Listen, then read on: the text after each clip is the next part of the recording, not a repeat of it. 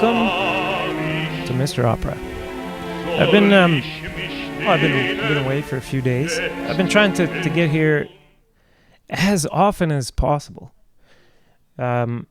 because nobody's doing a stream like this. So if someone is not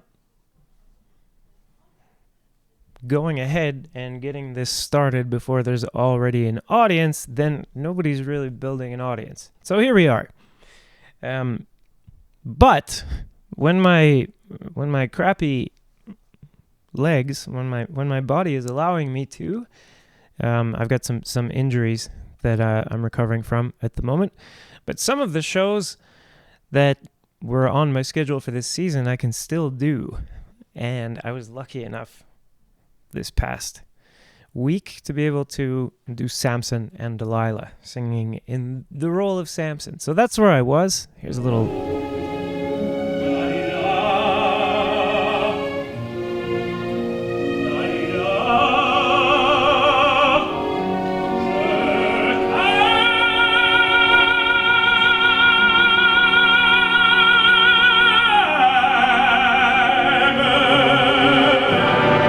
Yeah, so that's what I was up to this weekend.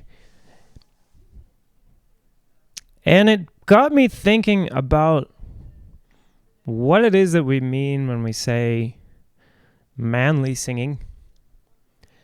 Because with the role of Samson being what it is, it comes, it comes up. In this particular clip, I think there could be more of what I call metal in the voice. And I was able to get that going really well last night, but it's not thanks to the help of This Is Opera. I have to say, it's not thanks to their help that any of this has started to make sense in my life or in my singing. It just doesn't. It didn't help me to get the information that This Is Opera was distributing, selling. I guess actually they were selling it. The idea was to sell you voice lessons. And I guess that's my idea too, to some extent.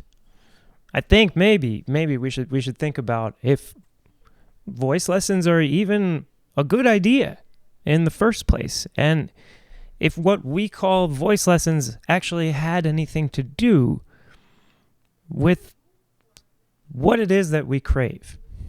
But more importantly, there's the question of, do we live in a time, do we come from a generation that actually deserves any of the stuff that groups like This Is Opera were yearning for, and I would say demanding?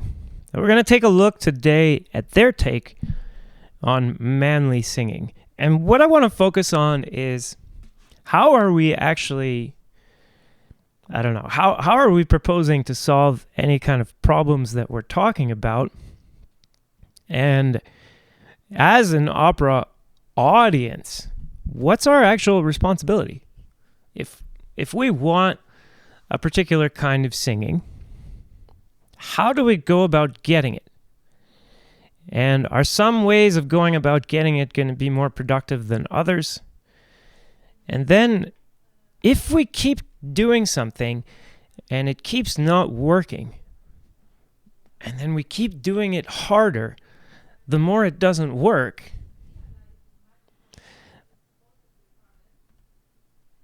are we in a kind of state of madness, of insanity, going around in these loops? And I think, well, maybe. But let's first ask the question, what is it that we want? So let's look at this is the old Mr. Opera. They're not called Mr. Opera anymore. Well, they're not called This Is Opera anymore, but anyway, it was a long saga. I stole their name, and what I would say was a manly war of words. essentially, the group that made the video we're about to watch were not manly enough to sign their names to it, which I think is a problem. And I want to know how it is that this group is deciding on what's manly and then demanding it. And what are we offering in return, let's say, if we're part of this group? Let's watch a bit of this. It's called Let's Hear Male Voices. You can find it elsewhere on the This Is Opera channel. So let me explain a little bit.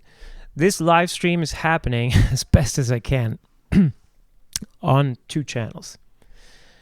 One channel is called This Is Opera. And this channel came from, well, it came from a different place compared to this channel. It was started by a group, and it was started by a group of aspiring singers and their kind of voice teacher leader. So this started out as a gang. And this channel actually got started fighting this gang, if you will. And the narrative became that I was a really big fan of the way singing had developed over the past 70 years. I guess because they assumed that anyone who's against what they were doing must be also against them as far as what they feel is the goal in their classical singing. Which, okay, I mean, fair enough. I guess enemy of my enemy, that kind of stuff. And it's unfortunate because the way I got to the point where I just lost my cool and pick a fight with a much, much bigger channel that's operating like a mafia is because I've been at this for years. I've been working as a singer for more than 2 decades. Now that I grew a beard, people believe it a little bit more readily.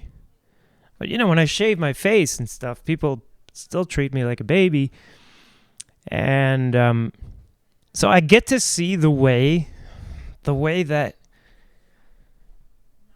the previous generation, or the way that supporters of opera, or the way that people who want to be even selling you coaching services or helping you improve your opera game are treating people who just want to be good at something. They just want to learn how to be good at that thing.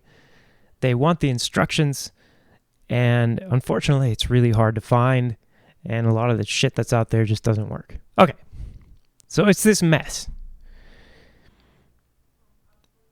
But at the same time, the thing that we aspire to do is getting worse and worse, and is basically like disappearing. It's like we're trying to climb a melting glacier or something like that, and but we're not, like, our idea isn't to get to the top of the glacier. It's like a certain height off the ground. So, and we do it by climbing this glacier, but the damn thing is melting. So that's the life of an opera singer. I'm serving this dying art form, basically. And so I get to think a lot about what killed it, or what's killing it. And I get also to think about what would we do to breathe life into it.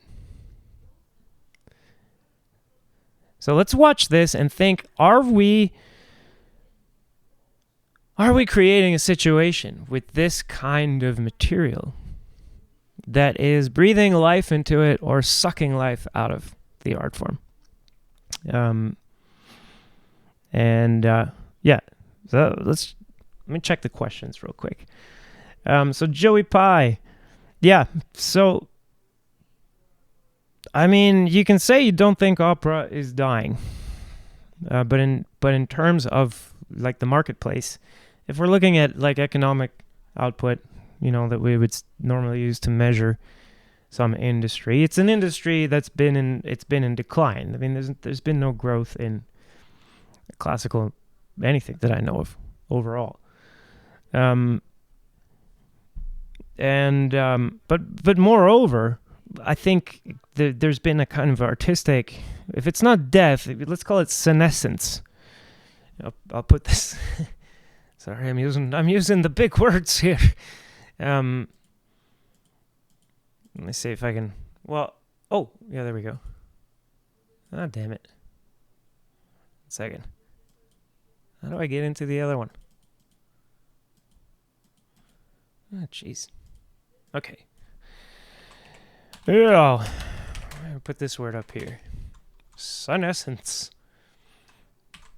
And then, oh. Well, where is it? Ah, forget about this. Never mind. I get that somewhere. So yeah, I think we do have this how do I put it?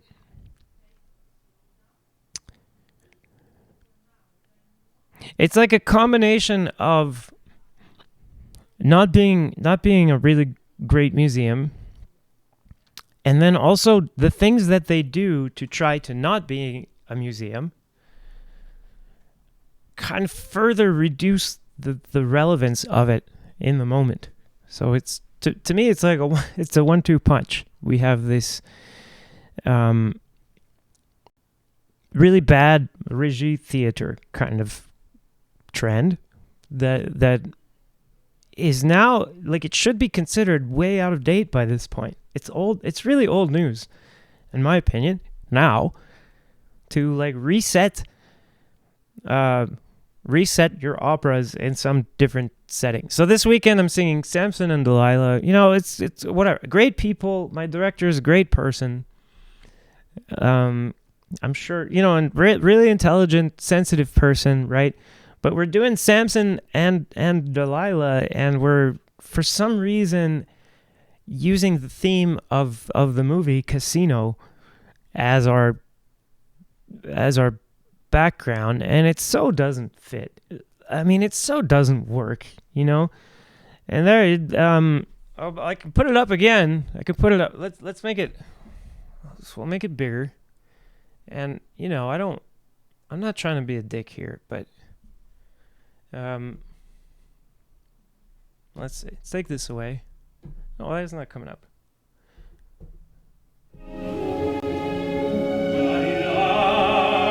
Alright, so I'm surrounded by curtains. Gold curtains. You know how much easier this would be to sing?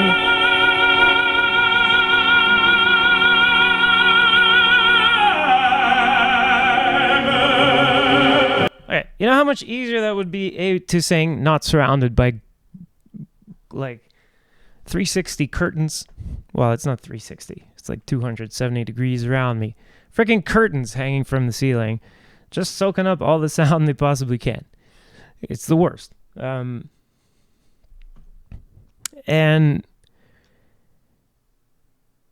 I don't have long hair.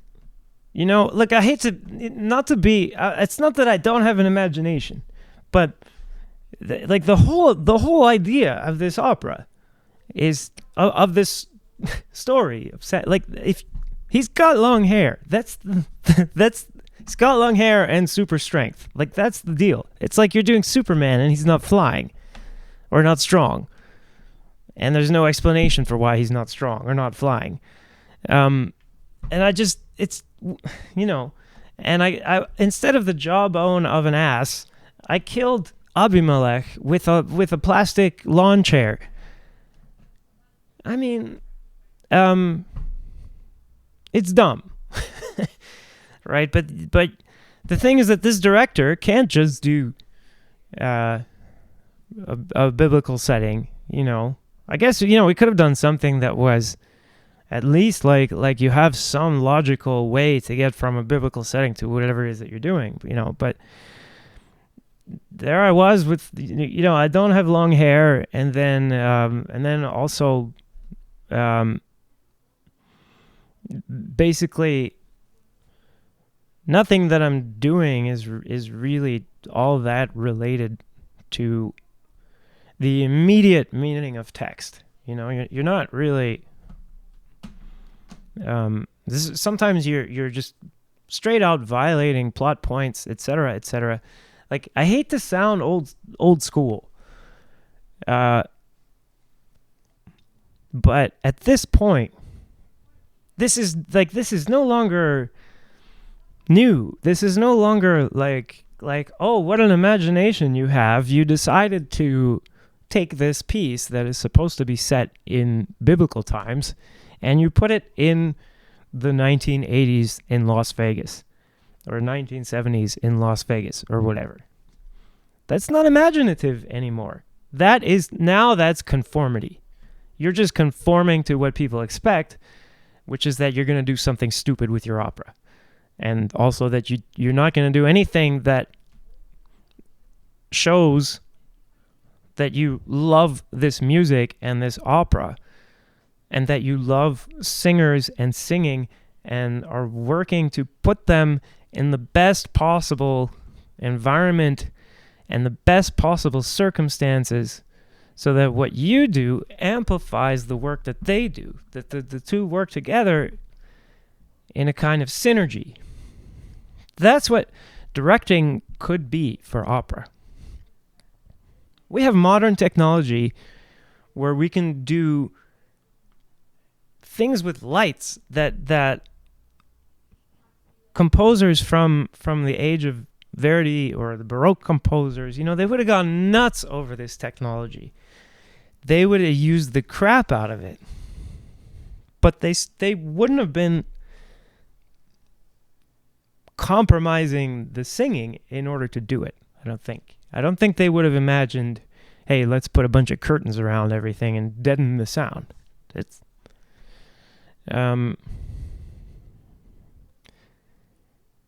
so we have this whole industry where, like, you find me one director who can even give you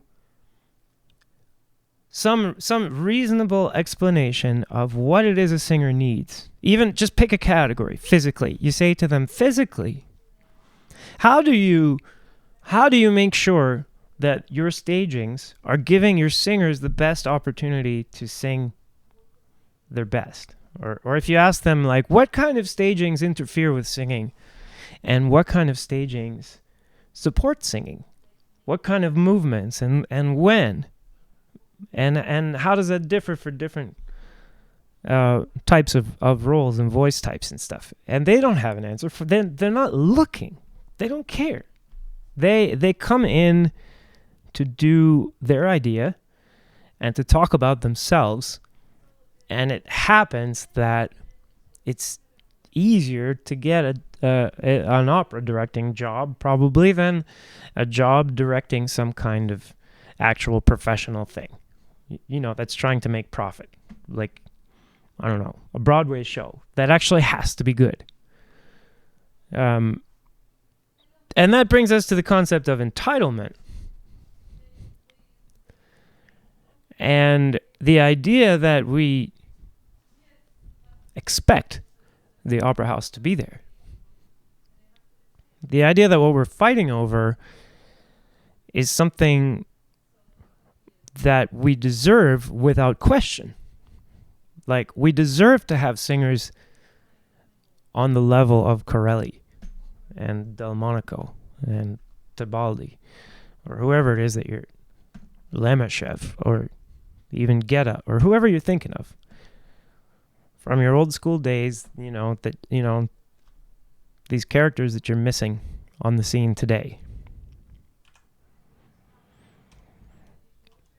Were these generations just sitting there and demanding this? Or were the generations before in some way producing this kind of talent and this kind of result because they had something we don't? And if they had something we don't, and they had something we don't in a way that we can never duplicate without killing each other by the millions, or going through great depressions and huge cataclysmic changes. If we don't have that to toughen us up today, what do we have? And then, is yelling at singers in the way we're about to see, for not being manly enough, is that actually a good way to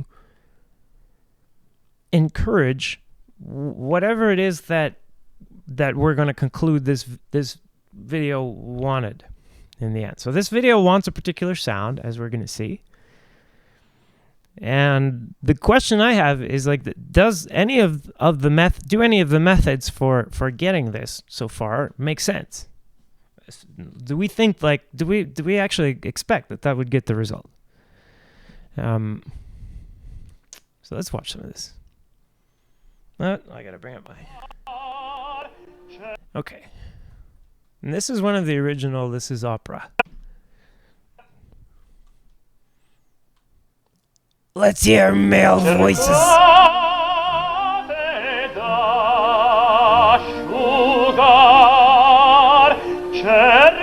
Sounds metallic.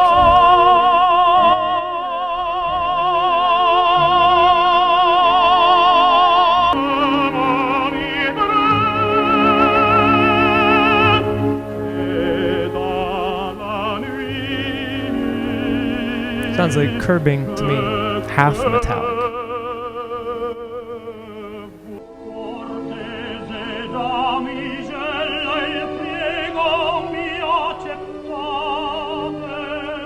Oh, that actually sounds kind of neutral, but fuller density, I think.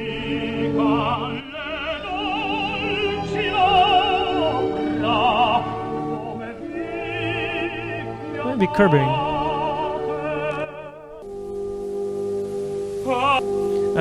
But I would say this last example, it's not enough for today. This Manon Lescaut we heard. Sorry, dude. There's no orchestras that are going to be able to play quiet enough for you in the modern era. So you're out of luck if that's all you got for Manon Lescaut.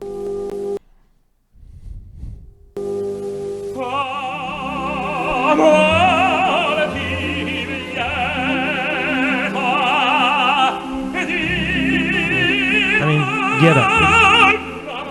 We covered Ghetto last time, so. Se quel guerriero fossi, se il mio sogno si avverasse. What we got there? Un esercito di prodi da me guidato. I think reduced density edge kind of thing, so still metallic. E la vittoria e il plauso di Memphis. But also, that's not enough. That wouldn't carry. It's not that it wouldn't carry. This section would be much more fine than others. You'd later get into a section where you have to sing in the middle or something, and the orchestra's loud, and you're just destroying yourself.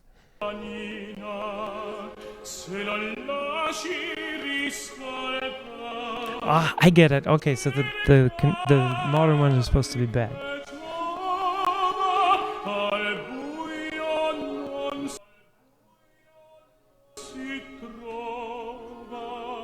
Mm-hmm.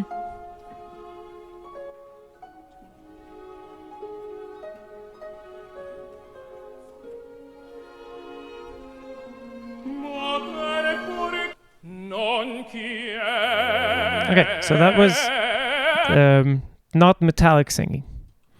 And I imagine that if this same sound was going to be used in other parts of the opera where there's a lot of orchestra, that's not great. But I don't have the rest of that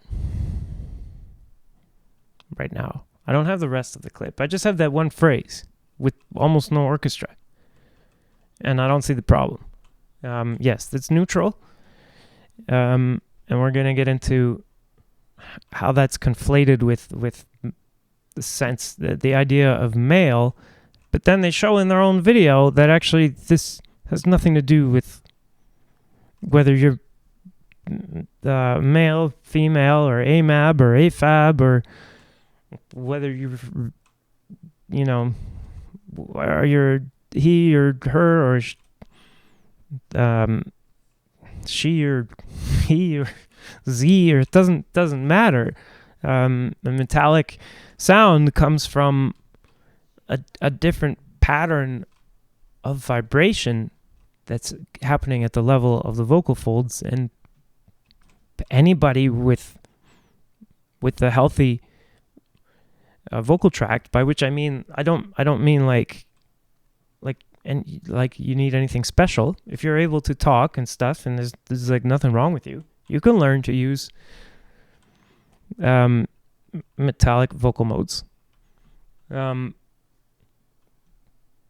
So these are the differences they're showing so far. They're showing real differences. They're showing singers using different vocal modes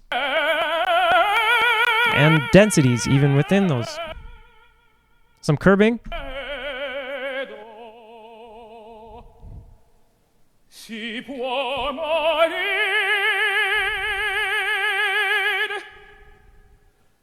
It's curbing. Si può morir. Je vais marcher sous vos drapeaux.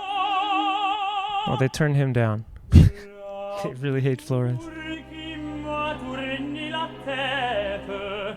Désormais me rend à elle. Ah, quel bonheur! Oui, mes amis, je vais marcher sous vos drapeaux, je vais marcher sous vos drapeaux. So the top notes are metallic as far as I can tell. So I guess their issue would be more in the middle. I'm not sure what they want for this repertoire. If they were to keep the vocal folds shorter, it might be quite exhausting for him and the audience, because the tessitura is a bit high in this in the music, some of the music that they're showing.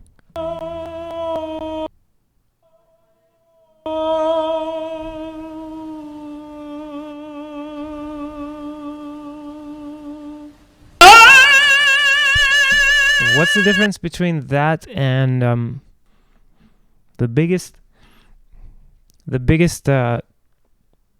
spinto tenor you can think of doing a, I don't know. Let me think of a famous pianissimo phrase. What about the high B flat that's written pianissimo in Don Jose's aria? It's quite often falsetto, just like what we just heard. I don't know.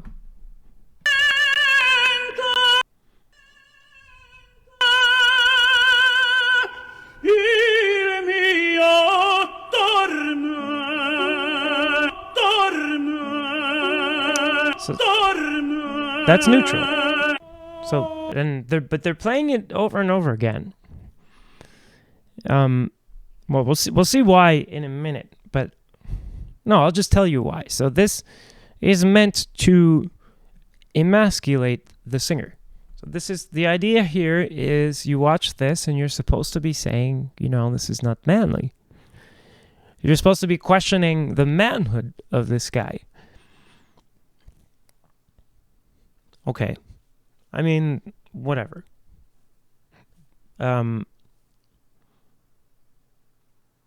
If you're woke, if you're not woke, all that stuff. Put all of that aside. All the gender issues, identity politics, put all of that aside. From the level of being practical, from the point of view of like, okay, we want to get this job done. The job done, let's define it. And we're going to define it from not what they're saying, but what they're showing. What they're showing is that they prefer just like Mr. Opera, fuller density and metallic. They're fans of really metallic, fuller density singing, just like me. And that's cool. I applaud them on liking the coolest stuff. No, I mean, and also when it comes to the sopranos and mezzos and stuff, even when they're in a higher range, which I admit is less interesting to me than listening to male voices singing their high notes, which are like middle notes for the sopranos and mezzos and stuff. I've always been more interested by this metallic singing. The stuff that they're showing as old school, as manly.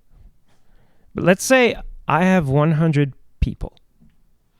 Now, let's say I have 1,000 people, and I get in my head the goal of seeing how many of these 1,000 people I can encourage to develop fuller density and metallic singing.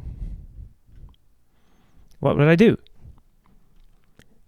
If we were to take this approach, then what I would do is, essentially I would be like this Cesar Millan dog whisperer guy who goes and says, oh yeah, you got to be the alpha of your pack, right? So the dog's not walking properly on a leash. You can watch the show. He'll put a leash on the dog, and then he goes out and walks with the dog. And if the dog steps out of line, he kicks it. And he has like his special way of kicking the dog. Like he uses the bottom of his foot, and he like reaches behind his body with his foot, and he kicks but he's kicking the dog. And when the dog wants to stop getting kicked, it's gonna have to walk in the right place. Okay. The thing is, the dog is on a leash.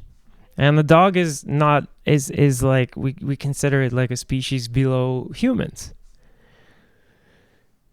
And then the other thing is that if you have 1,000 dogs and you wanted to get all of them or the most of them possible to be walking the way that the owners want to next to them and not pulling on the leash and stuff, you wouldn't kick them like the dog whisperer guy does.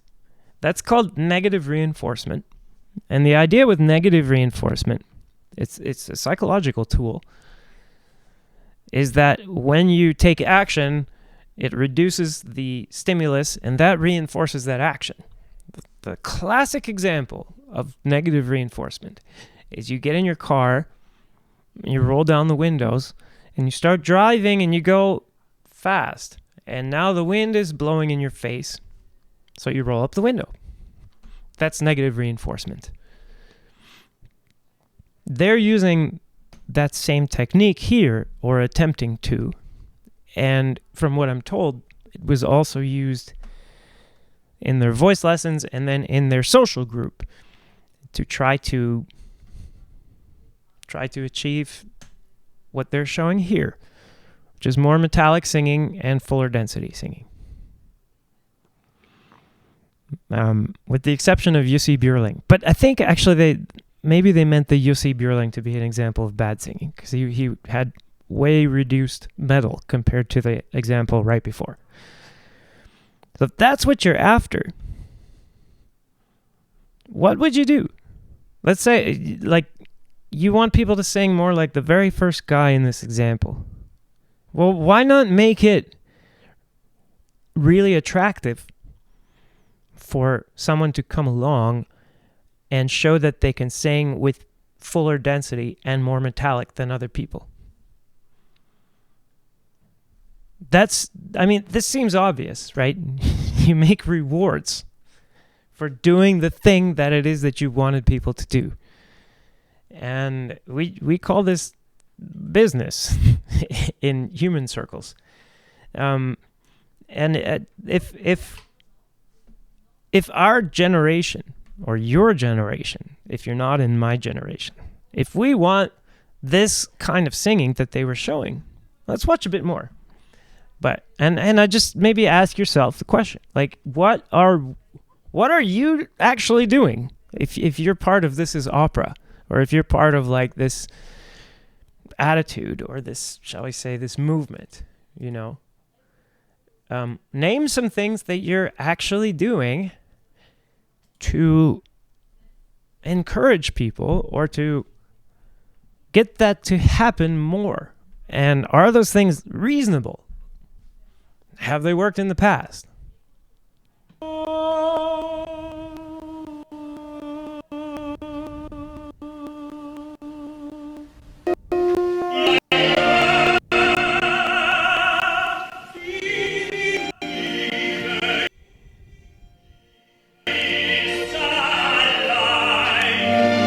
Sounds metallic to me.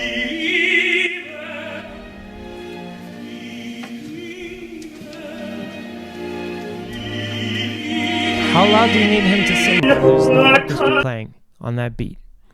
It comes on the next beat. Or how much metal do you really need him to sing with? And what?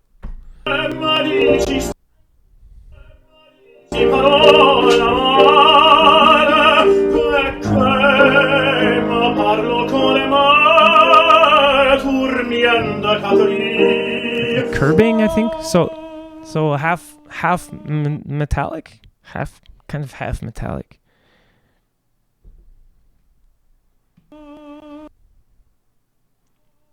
This is falsetto.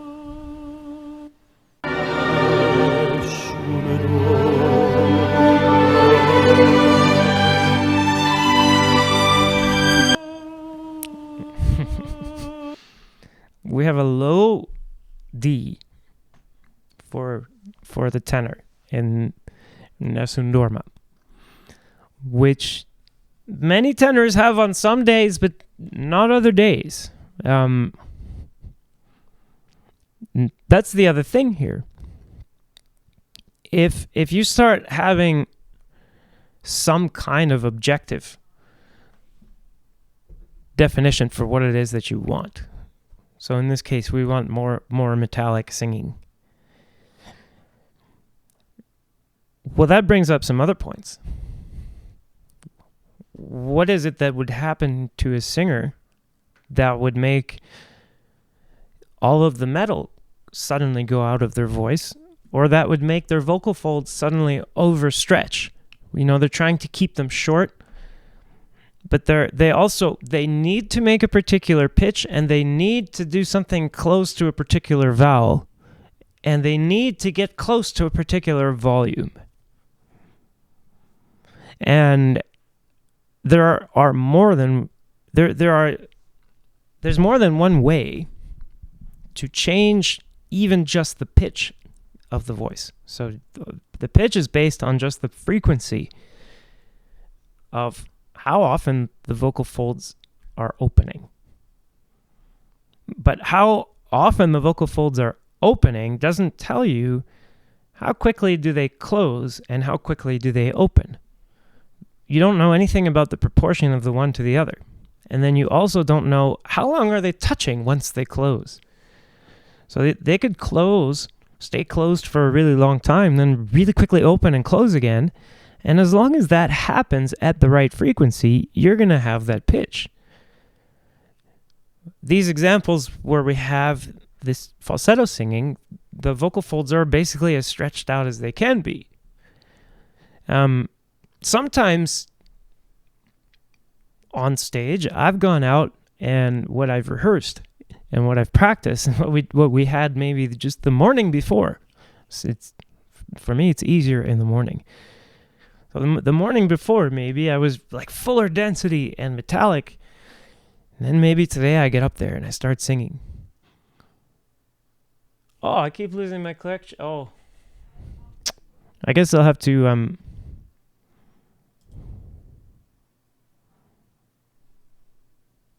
let's see. I'm gonna try closing out the TIO.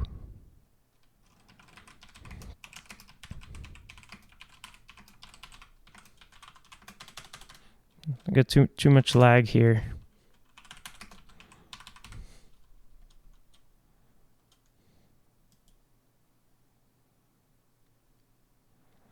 Oh, hi.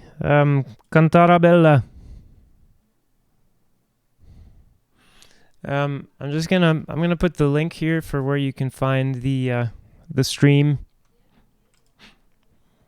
Because I got a bad connection or whatever. It seems like there's bad traffic from Europe or something. So I'm gonna put the link for you there. Over on the This Is Opera side, and then I'm going to end that.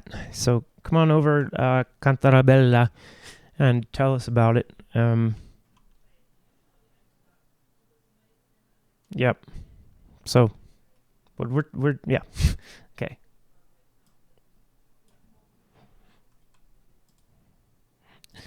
Okay, so back to Mr. Opera. Let's see if this improves things a little bit. For some reason, it's telling me that I have an excellent connection. So that doesn't seem so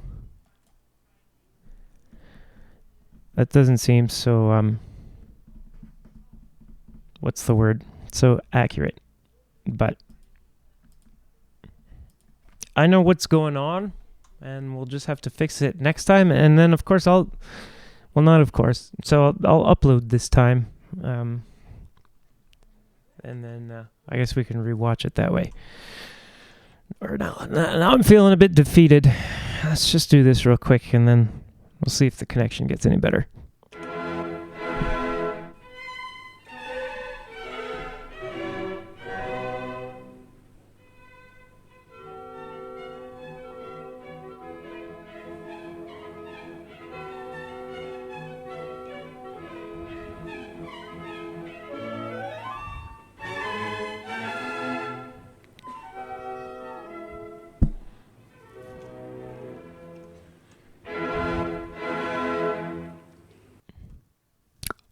All right, Joey, how we doing?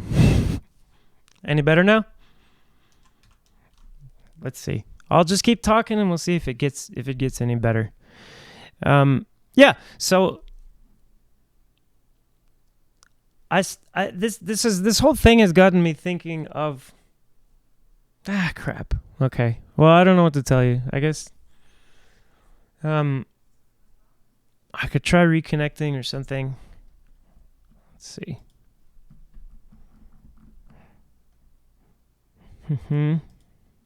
I got one more idea. One more idea I can try.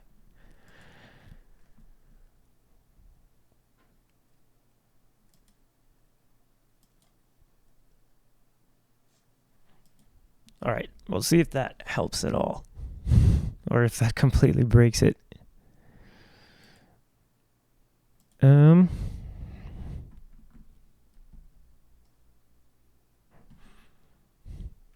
I'm gonna play this again. How does it? See if it works. Why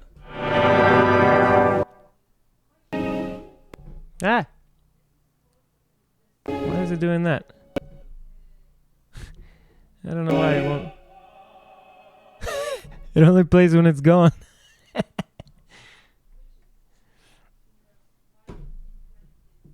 Oh, here we go.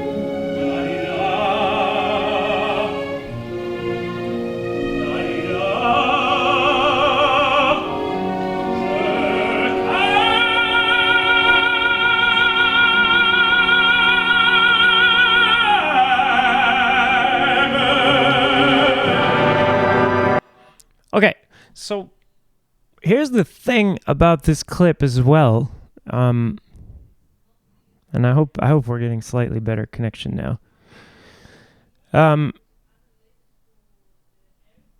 When we were doing this scene, I remember the director thinking it was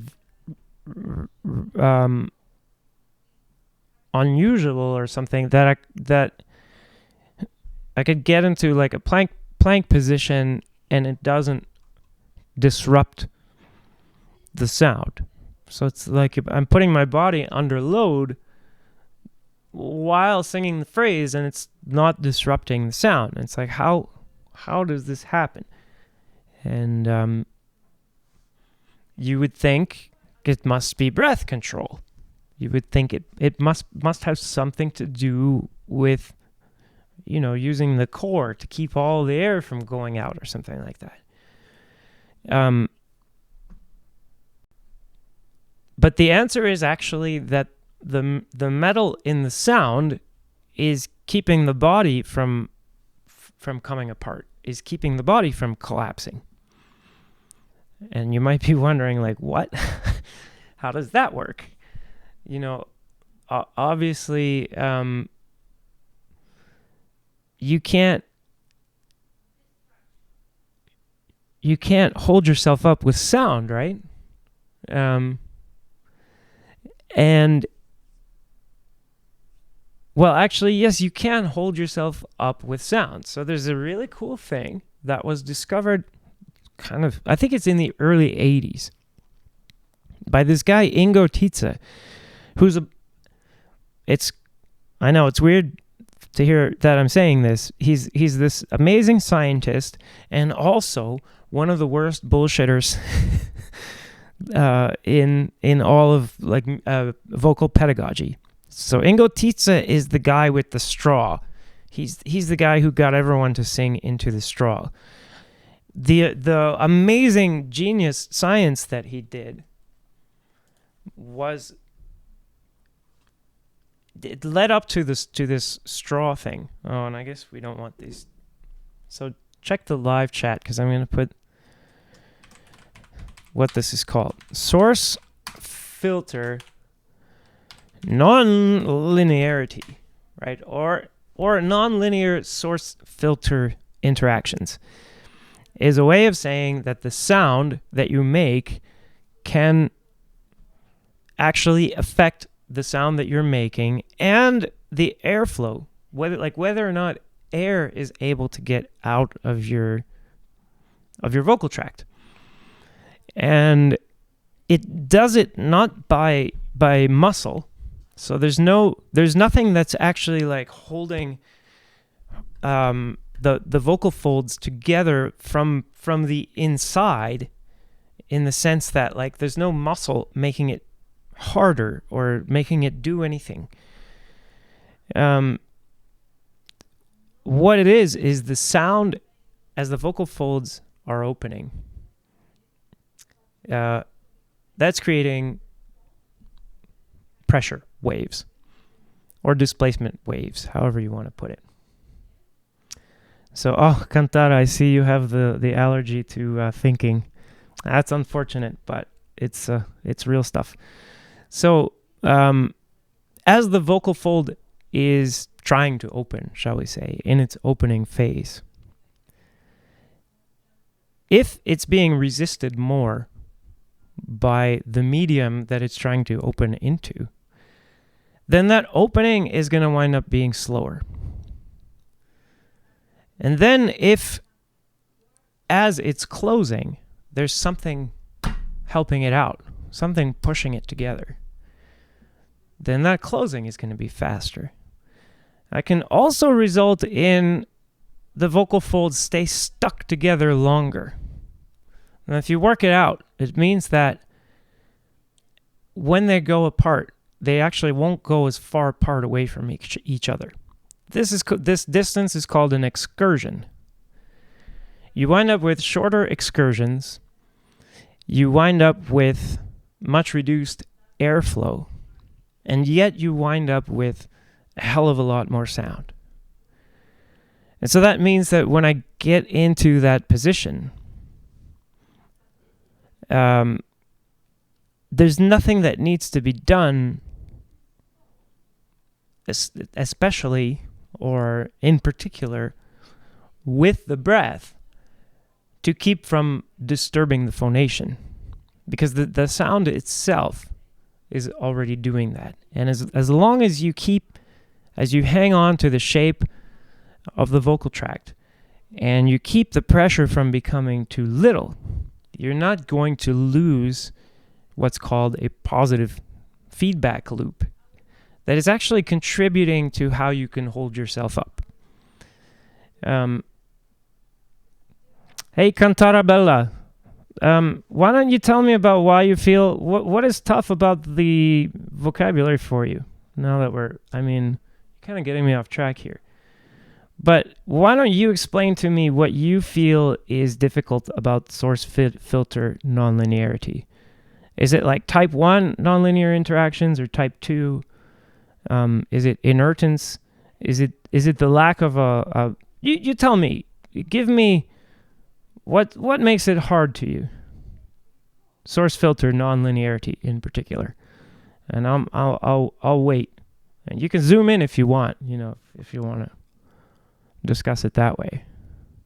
But I'm interested. So as a vocal coach, who's currently attempting to tell people that this subject matter is too difficult, I would like to know, what is it that's too difficult about it, and why is it that you can understand it?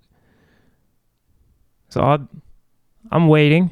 I'll put this up for now.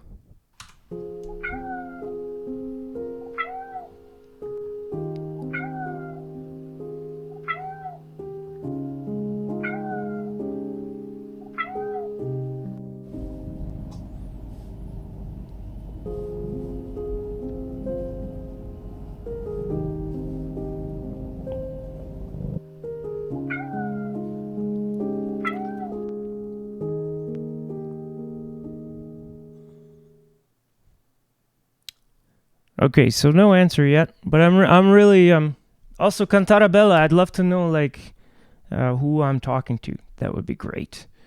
My name is Philippe Castagnier, but you can look up all that stuff about me. But that would be awesome. Especially as a vocal coach, you're kind of in the crosshairs. So, but I don't apologize, but. Just to be totally upfront with you, this is consumer advocacy here. So I don't know, let's just say that on the Mr. Opera channel, we are highly skeptical of anyone who is a professional vocal coach. So it's kind of like you're guilty until proven innocent. But the question that you had in front of you is, why are you currently telling us that it's difficult material? And then since then you seem to be saying that you understand it. What is it, in your process of understanding it, and I'm sure you're gonna explain source filter nonlinearity to us, and I'm sure you're reacting because you've taken the time to understand it and then thought really deeply about that process and concluded that it's a waste of time to have this knowledge. So on your way to learning so much about source filter nonlinearity, what are the things that wasted your time? I want you to explain to me what about source filter nonlinearity in particular, and then you can also, this concept of metallic singing, for instance, that I'm saying is the objective difference between all the different things that. Why does that keep playing? Oh, we'll just let it finish. It's not supposed to play when it's taken away from the screen. So, well, Cantata Bella. Sorry about that. I can't. Okay, it should stop now. Okay. I can understand you being frustrated with vocal pedagogy books. We're reading some on this channel, and most of them are bullshitting you, and then they're gaslighting you after. If you're pushing back against their bullshit, which is often, it's not just that I'm saying it's bullshit. We can sit here and talk about why This is bullshit acoustics. If you go and read Practical Vocal Acoustics by, what's that guy's name? Ken Bozeman. Ken Bozeman is a pretty powerful big shot professor writing books, and his acoustics are bullshit. I'm sorry. He's using this Helmholtz theory of resonance, and I think if that's what you're talking about, then you have every reason to be crying yourself to sleep at night, because they're telling you in the book that it should work, but if you try it, none of it works the way that it's supposed to. That they're telling you, for instance, that your first resonance is in your pharynx, or your second resonance is in your pharynx, and your first is in the front, or it depends who you're talking to. They're switching it around, and these models don't resemble physical reality. Your voice doesn't work that way, right? But if you're learning perturbation theory, your voice does work that way, and it can be simplified, and there's no reason to be frustrated with it. And the reason there's no reason to be frustrated with it is because it's real stuff. But if you're reading Ken Bozeman's books, or you're watching these This Is Opera videos, you're being fed bullshit, and you have every reason to be frustrated. But that's not the same as science not being worth your time. Not real science. So let's get back to source filter nonlinearity, because I think that's extremely important. And source filter nonlinearity in the video I showed you is why I'm able to get into a plank position in the middle of singing. But then at the same time, when we're talking about what the directors have us do, they're often having us do things that really interfere with the process of singing. Not like doing this plank, which seems like it should interfere with singing, right? But if you really understand singing, you would know someone using metallic molds probably wouldn't have a big problem with this. And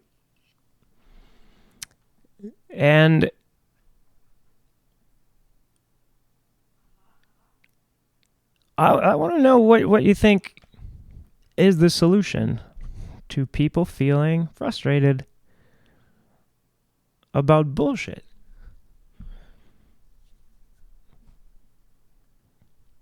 I'm curious. Because I mean you're giving answers. I'll read your answers. In terms of technique, I was finding issues with natural breathing and support. The phonation was not accurate, and the use of the resonating chambers can be described in simple, I guess you're going to say simple terms. Now, by resonating chambers, what are you talking about? Your voice has one, basically, it has one primary resonator. And any vowel any singing that you're doing is with this one resonator. You can use, for instance, your nasal cavity to drain some of the resonance away from this thing.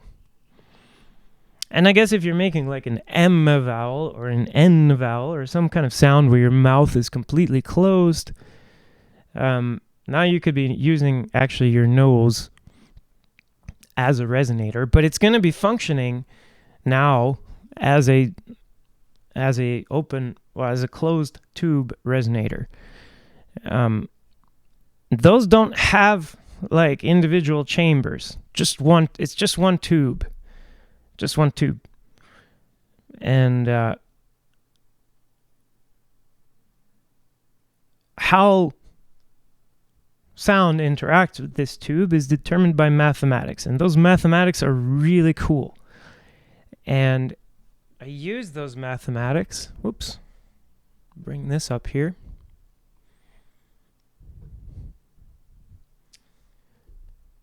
To make this little system I call the areas of interest. And let's take a look here real quick, because I think this is pretty cool stuff.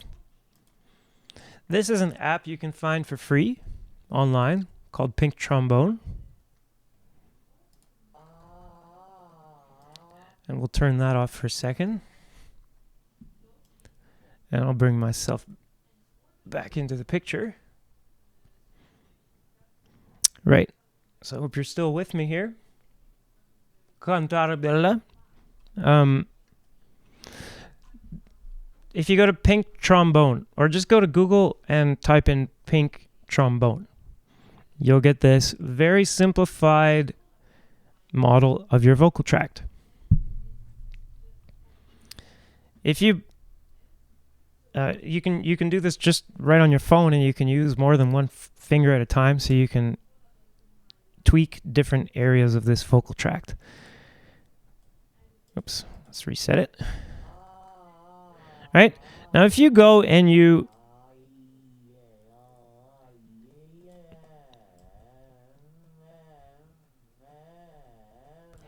play around with this, right? And pay attention with your ears as well as your eyes. And you can open this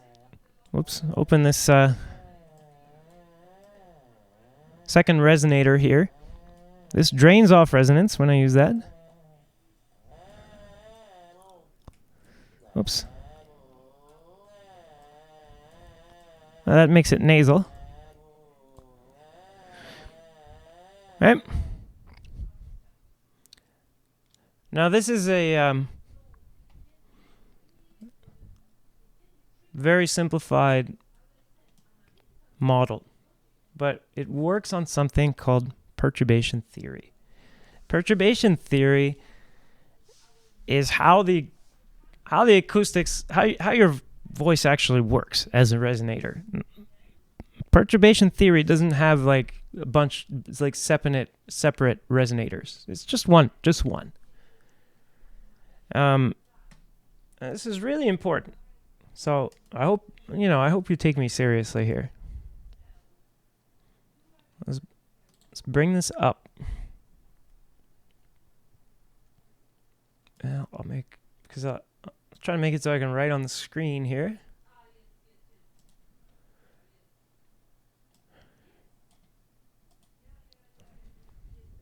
Okay. And do I have yes? Okay. So if you pay attention closely with your ears.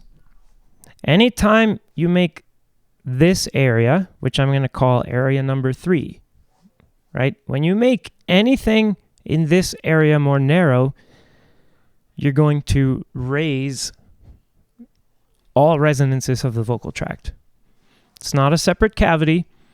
This has to do with the fact that the fundamental frequency is going to have a wavelength that's 4 times as long as this tube.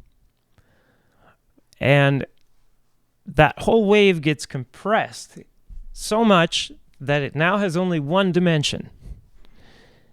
And that one dimension it has is basically this area, number 3, nothing moves. Nothing's allowed to, all of the air molecules in this area over here, right? When the wave starts passing through, all of these guys are going to wind up getting they're so stuck together that they can't go anywhere, right? But all the ones at the end of the tube over here, right, they won't have anything blocking their way in front of them. So at this end of the tube, it's closed. The vocal folds are closed. There's a wall behind them. And all of that motion that you would normally see if you were just vibrating air, instead of being expressed at this end, area number 3, all gets expressed at area number 2. Except it's not, it's not so, it's not all happening at 3 and then 2. As you're closer to area number 3, there's less and less motion. And as you're closer to area number 2, there's more and more motion. And an area of almost no motion in science, in math, of an area of almost nothing happening, shall we say, of nothing happening, or the minimum happening, is a node. And what we're looking at is how much things are moving. So that's displacement. So that's a displacement. Displacement. I write like a 2-year-old. I'm sorry. No, 5-year-old. I'm sure probably 2-year-olds can't write. So when you reach all the way at the beginning of area of interest number 3, you are at a displacement node.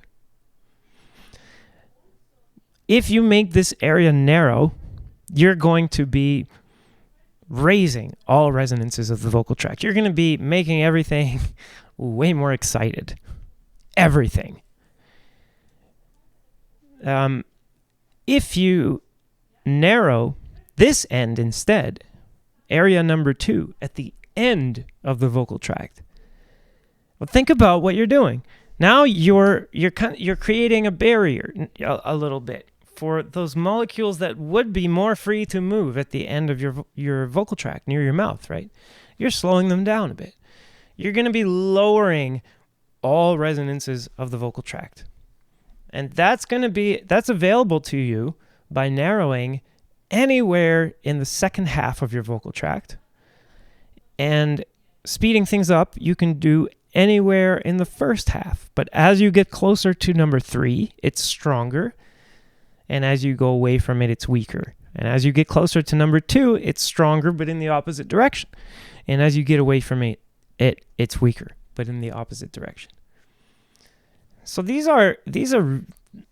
that's real acoustics. And if you turn this back on, oops, wow, what am I doing here? I'll move this over. So if I turn this back on, it works like I said. Where am I now? I'm constricting close to this area number 2. And you can hear all the resonances are going up. It's making what we call twang.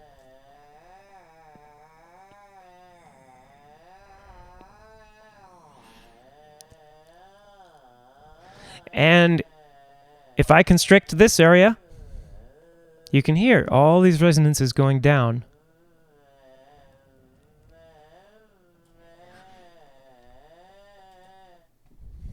That's pretty simple.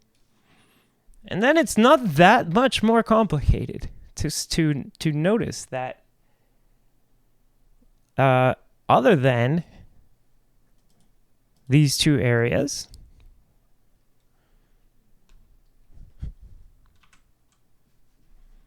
we could also split up the vocal tract into thirds.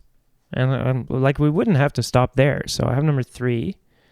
I have number 2 here. Right? If I had number 4 here, like 1/3 of the way, and let's say number 5 here, like 2/3 of the way, I'm still going to have this pattern of opposite effects. But now I'm going to be, by tweaking these areas, more affecting the second resonance of the vocal tract. And by doing that, I'm able to tune the second resonance away from the first resonance. That sounds complicated and intimidating. So that's why I say go to pink trombone and do it with your fingers, because with your fingers, it's not so complicated. It's actually, yes, it sounds, when I describe it with words, it sounds complicated. When you use your fingers to mess around with a little pink trombone app, and then use your mirror and your imagination and feelings and stuff to map this onto your own vocal tract, you will see it works exactly like I'm telling you it works. That always 1/3 of the way, and we'll turn it on to show you.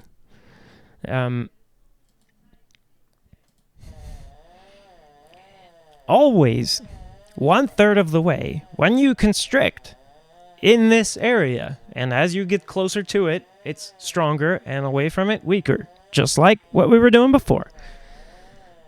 It sends the second resonance of the vocal tract down. And we should hear it go down.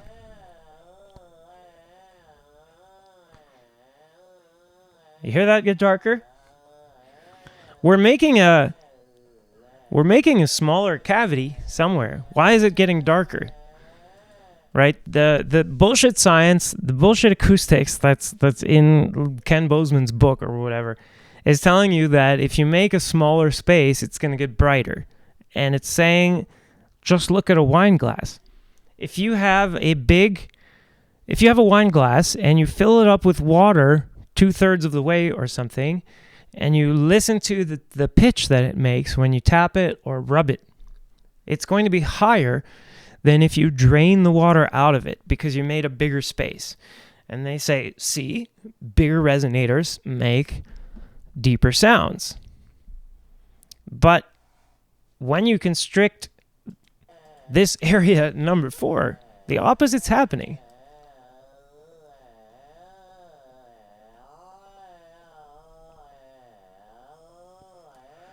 And if you do number 5, now it's happening like they say. When I constrict this,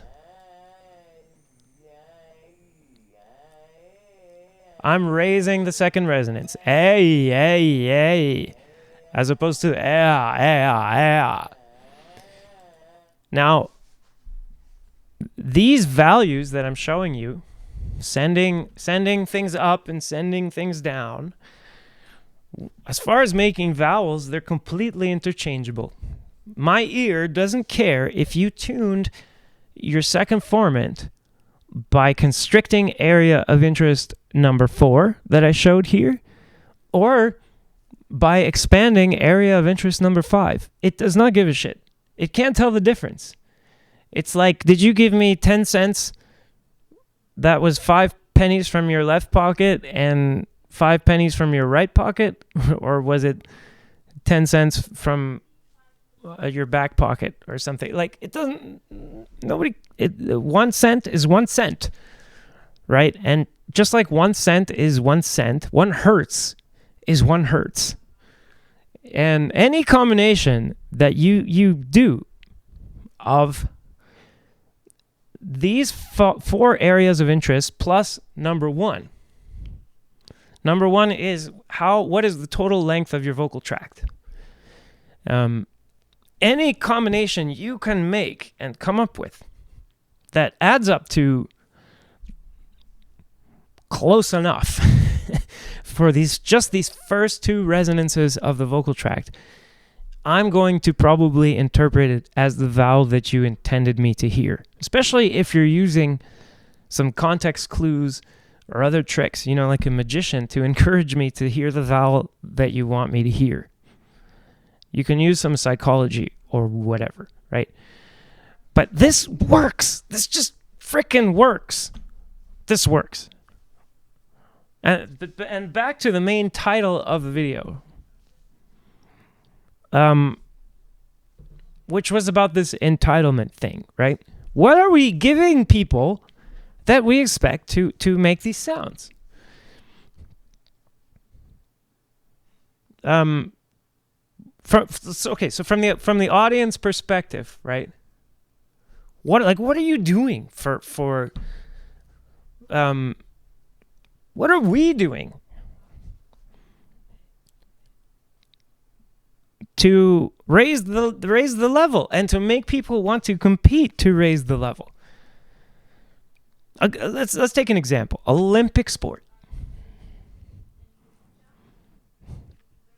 Olympic sport can have an artistic component, and maybe let me just propose this. We have vocal competitions in opera. Why are these vocal competitions not including or not mostly based on events that have some kind of objective component, right? So, like, I don't know, what's a good comparison? Figure skating. Figure skating, yes, you know, there's style and everything, and the judges are have some subjective aspect to what they're doing. But at the same time, like, a triple Lutz is a triple Lutz, and sticking the landing is sticking the landing. And there's objective reasons you can say someone stuck the landing, or someone fell on their ass, or someone was really wobbly coming off of it, or someone did a jump and it was really high. But like, we know it was really high, you know, because we saw it, and that's objective. But our voice competitions are like, I mean, I won the biggest voice competition there is, basically, for opera. The Metropolitan Opera National Council auditions. I won that fucker when I was 22 years old. Whoops, I didn't mean to do that. Oh God, oh God. What have I done? What have I done? What have I done? Oh God, sorry. I put effects all over this again.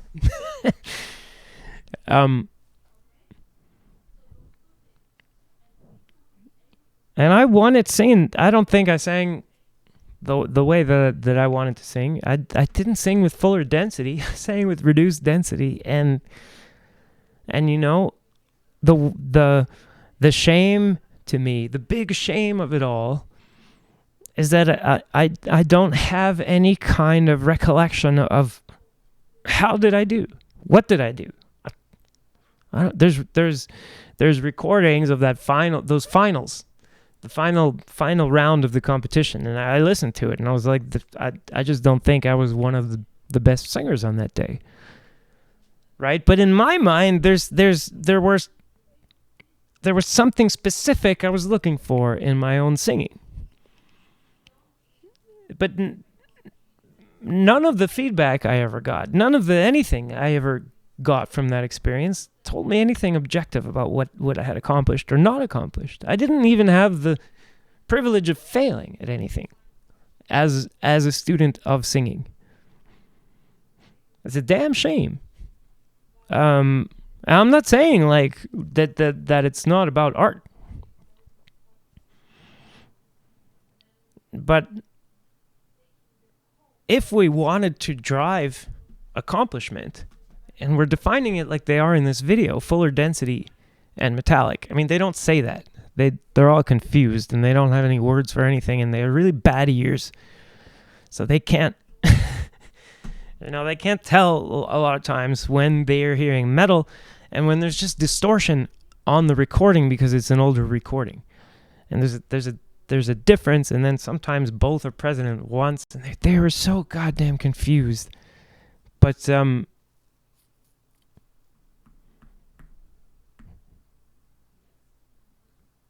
there was something real that they were after, but they never said it. And then there's no reason to go for it. Let's watch some more. The reason to go for it is so that some tiny voiced mosquito soprano who started this is Opera channel can give you her blessing as an anonymous commenter called Desdemona on Discord or whatever, and assure you that you've got the blessings of the old school or something like that. But meanwhile, there's no standards anywhere in sight, and your only reason for doing any of this is so that they stop attacking you.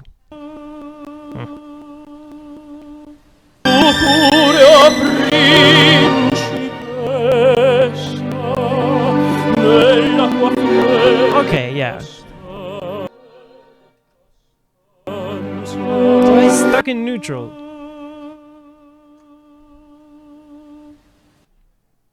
Or maybe he's not trying to sound metallic, or maybe like me at the Met, at the Metropolitan Opera. Nobody ever was able to explain to me that there's even like differences, not differences between different people, right? But you yourself have like 8 voices or 12 voices. You don't have just one voice that you can use. And you know, if you found that one way that you can hit that high note or whatever that you were trying to hit, what a damn shame if now you think your job is done because it's healthy or whatever. When there's probably like 9 more ways you could do that. And how cool is it if you get on stage and you have like 9 ways to do it? Because maybe the note before doesn't work as well with all 9 of those, or something that.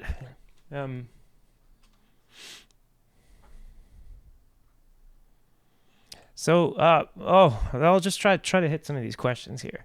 So Cantarabella says, I noticed that the better people said I sang, the less I could hear myself. Pretty funny experience.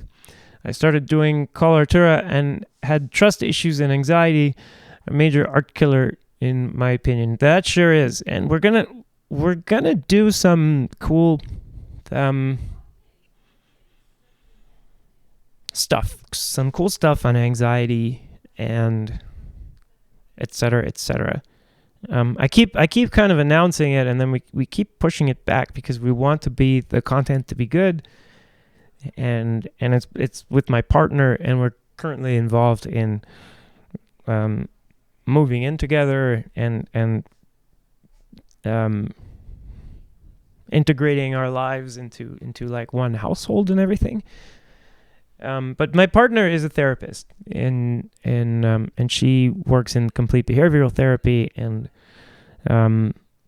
she's training in psychoanalysis, but her practice is complete is cognitive behavioral therapy. And this topic of anxiety is really big and really related to what we're talking about today.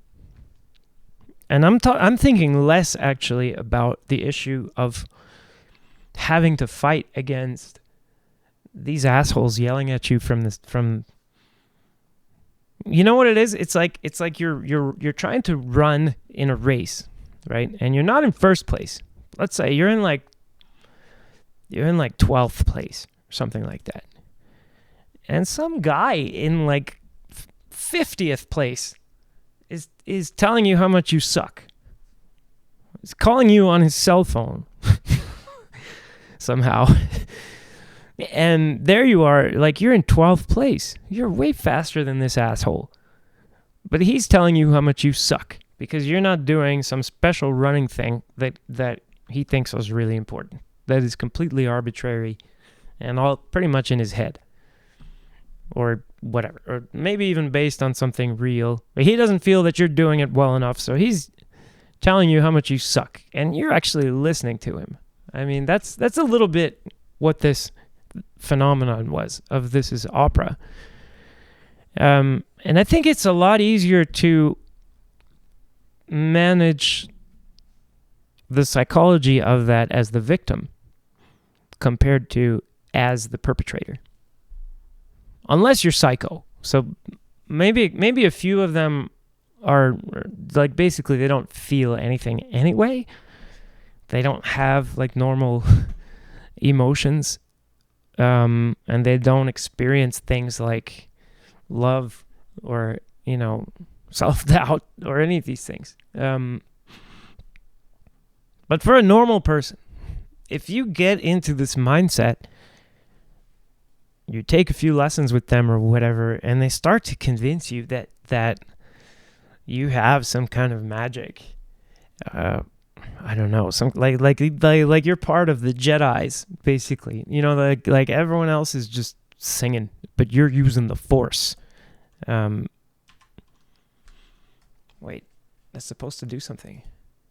Body. Yeah. The energy extends past your limbs and becomes fire. Yeah. So it's like something like that. Like that's the idea of their singing.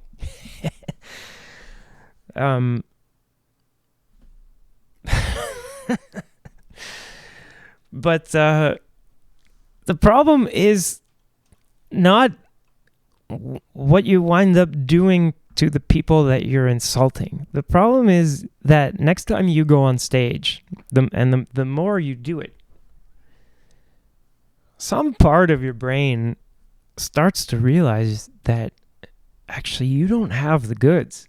You know, it starts to realize that, like, well, I felt a lot taller when I was tearing somebody down, but now I'm on stage and there's no one to tear down. There's only me and my own accomplishments and failures. Success and failure. That's all there is up here, and just me. That's gonna wreck you. It hurts your soul. The way I put it is in New School Singing, there's knowledge and fitness, and then there's this category of heart. And you know, I would go often to some source for some you know, I want to make my singing better. And I go to some source of knowledge, and the way they're making it seem is that knowledge is all you need. You just need to know the right acoustics.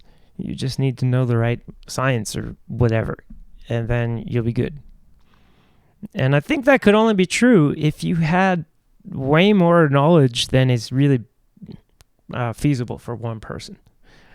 But I see guys like Ingo Titsa knows way more about singing than me, but he can't do anything that I can do, or very few of the things that, I mean, he's old now, right? But even when he was in his prime, none of that knowledge actually got him any closer to singing in the way that he seemed to want to. He always had this reduced density thing, you know. He wanted it more like Pavarotti, and well, he was barking up the wrong tree, right? And then there's fitness, and if you're going to some guy who's all about the fitness part, then that guy's or girl, whatever, is going to tell you all of that knowledge is useless. All you need is, you know, you got to make everything really fit and strong, and it's all just physical. So, and those knowledge guys might be talking about, let's say, all you need is resonance, a particular resonance. And these fitness guys might be talking about, no, you just need chest release. You know, like this is opera. Maybe we're talking about, like, you just need to have strong chords, something like that. And then this part, heart, is, I guess you could say, psyche or mind. This is your psychology. And then you might go to someone else who is telling you that it's all about psychology. And they want you to look for all your answers in this area, or spirituality could be, right? So what I came up with was the idea that instead of trying to figure out which is the right way to go, right? Is it knowledge, fitness, or heart? And that's a different thing: position, motion, and attitude. So instead of trying to figure out like which of these is the correct one, I make a plan to visit all of them, and that when I'm in the knowledge domain, I shouldn't be also, or like getting distracted about fitness. I shouldn't be worried about the other things. It's okay to just dive deep into the acoustics of something, for instance, and not worry about, is this practical at the moment? Just collect the knowledge. Just work like someone who is hungry for knowledge. That's it. And then when you're working on your fitness, let's say you go to the gym or you're getting your cardio better or something like that. Forget about singing. just do this as an athlete. Do the best you can in that domain and stay completely with all of your mind and everything in that domain. And then if you're working on this part about your psychology, you should be just working on that. So we are going to have some sessions on that with an actual psychologist on that channel. So I hope you'll join us for that, because we're going to, I guess, roll out it's not just about saying you need some tips here. I think when it comes to your knowledge, probably you should find, if you want to be efficient, someone who really knows a lot about singing. When it comes to your fitness, you should find someone who really knows a lot about fitness. And it's cool if your person that's teaching you about singing is able to work with a really good fitness coach or physiotherapist or someone like that.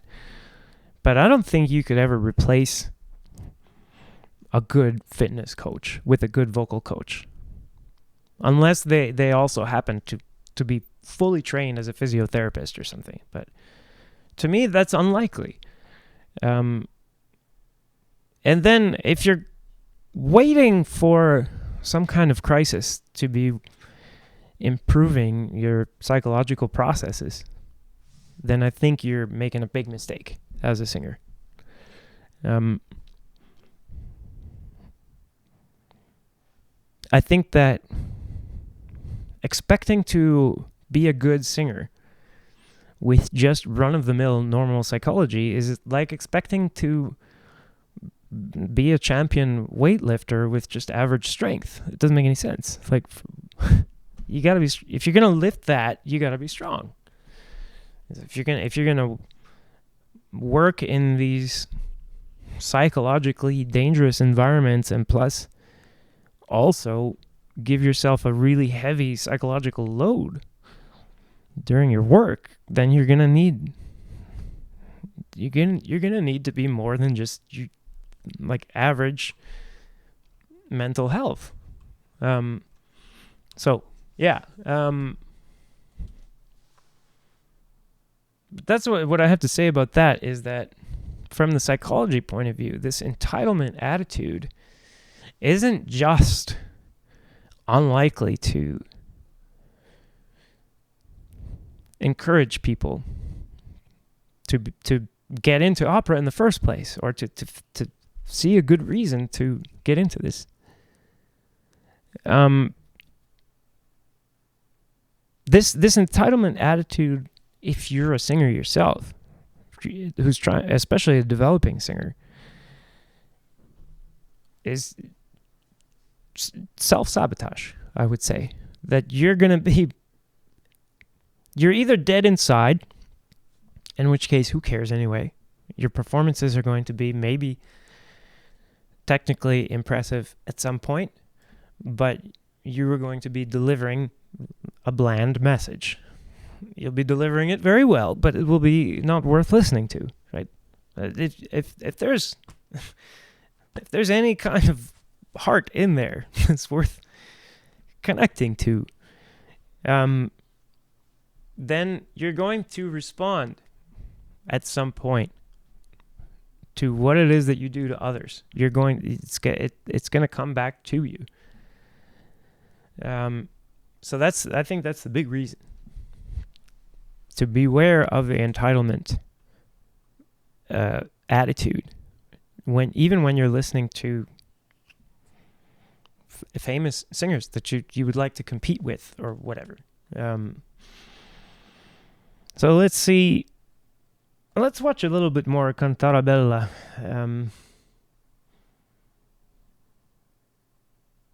Let's watch a bit more of this.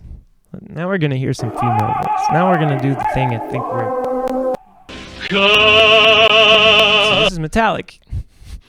Why does it sound quote unquote male? Well, it doesn't. It sounds metallic, and that doesn't have a gender.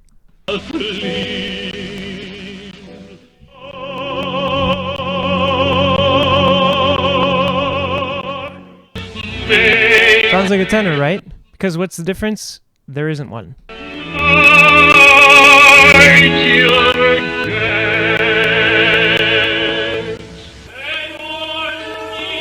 Again, does this sound manly?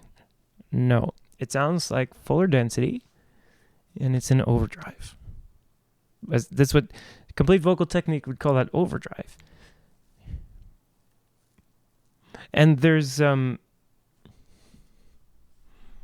actual objective definition of that. I mean, they'll make me pull out the studies, but they can show like look, this looks different when if you run an electrical signal over the vocal folds and you're measuring how the vocal folds are vibrating. They found 4 different modes of vibration.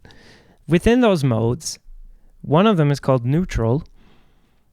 And neutral doesn't have this metallic quality that we keep hearing over and over again in this video as the goal. But neutral can be broken down into, like, I guess what people call chest, what people call head, and what people call falsetto. Complete vocal technique breaks it down a little bit different. They have fuller density neutral, reduced density neutral, very reduced density neutral, and then this separate category called falsetto neutral. And those different categories in neutral involve how much you're stretching out, basically.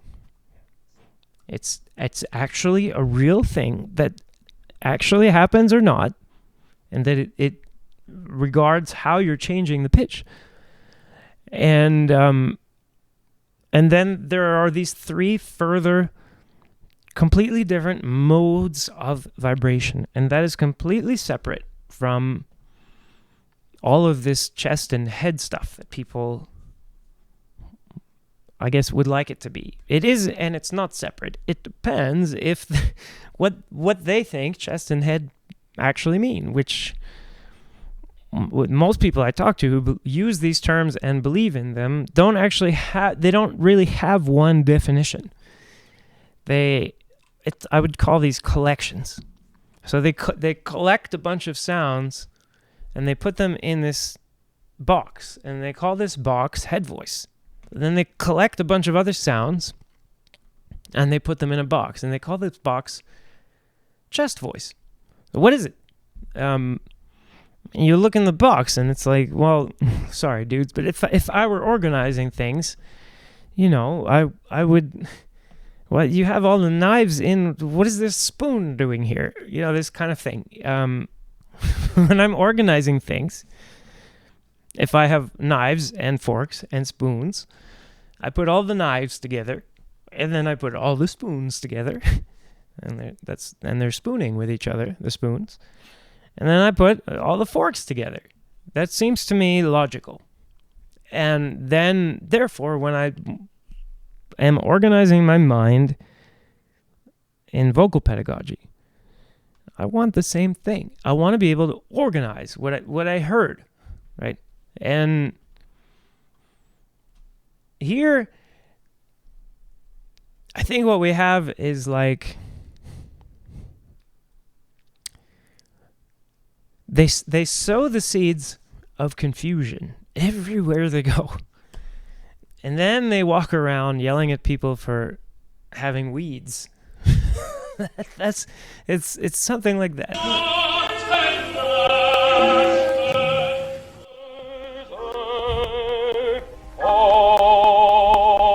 Metallic. That's why metallic.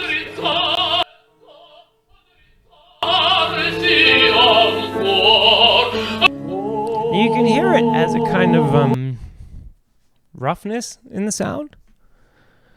I can show you really quickly. So right now, and like most of today, as I've been streaming, I've been speaking in neutral. I don't know. I'm having this kind of day. You know? My vocal folds are a little bit stretched out today. Yeah. But if I start using this kind of sound, now it's a little bit more metallic. Well, it's a lot more metallic now. And it's not just making more sound. There's a rough quality to it that comes in, right? And it's the same difference between, let's say, Asselje, and Asselje. The one is very smooth, the second one, and the first one is not as metallic as I would like it to be. Didn't warm up and all these things, but it's metallic, and it's a much rougher sound. What they keep showing here is that difference.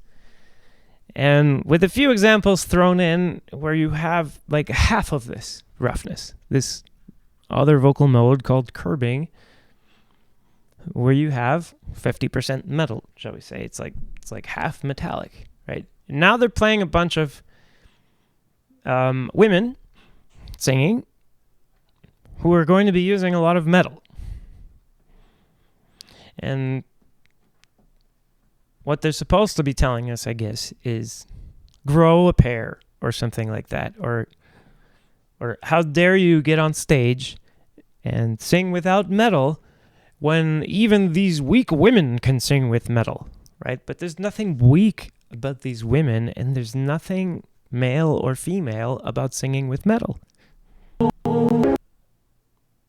I should say that there is a definite pitch limit with metal. None of these women are using metallic sounds above, I don't know, G5? Yeah, well, I'm not going to play a pitch. There's no reason to play G5 for you, but maybe F, E, F, something like that. Probably G. They're probably not even taking their metal that high. Whereas like a rock singer with singing with a higher larynx and everything might take metal all the way up to like G5. Maybe I get someone on the channel at some point who can do that for us. Yeah, so that's the major difference that they're showing. And it's just got nothing to do with gender. It's the pitch. Women tend to have smaller vocal tracts than men. So that means area of interest number 1 starts out or has an average value that's going to be smaller than the average value for... Oh, no, it's cutting out, I see. No data.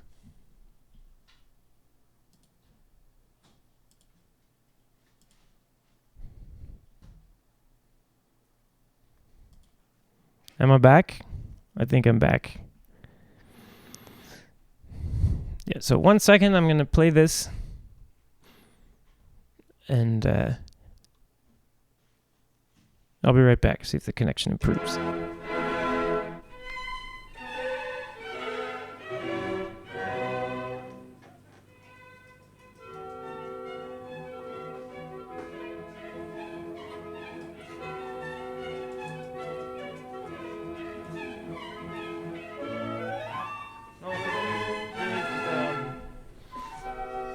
Everyone was complaining about the connection.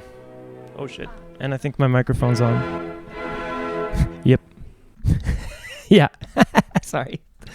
No, sorry guys. You weren't supposed to hear me saying that. Probably her stuff's more important than my stuff. So next time I'll probably just try to schedule the stream not when it's conflicting with someone's therapy appointments. So, yeah, so Cantara Bella, let's talk about this, why this metallic sound a little bit more. And then so why would I use a metallic sound as opposed to a neutral sound? Now that I guess we've covered the entitlement thing, and I hope we've sufficiently wagged our fingers at This Is Opera or anyone like them who is trying to use negative reinforcement to improve the theater. I think you should turn your efforts on intendants, directors, and administrators, and use negative reinforcement on them instead of using it on us. I think you should use positive reinforcement on singers and negative reinforcement on anyone who's in a position to, shall we say, enrich themselves at the expense of singers and audiences. And if you think about it, that's the same thing. If voice teachers, for instance, are making a living not particularly contributing to how good the singing is on stage, but are still taking a cut, that's kind of the whole entitlement thing that I'm talking about. And in their case, I think let's bring in the stick. Let's bring in the stick, not just the carrot. But then, if we were to have some kind of more objective, shall we say, events or competition at the formative level, shall we say the academic level, it doesn't have to be academic, but at the level where people are doing their training and formation and not quite ready to be stepping out into the professional world, we could be doing something to provide opportunities, not just for making music, I guess, and not just for learning or whatever, but for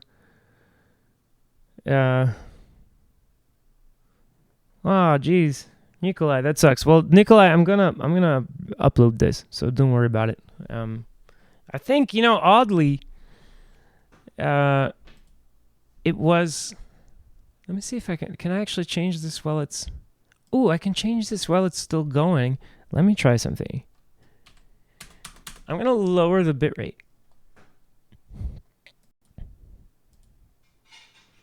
Okay, let's see if that does anything.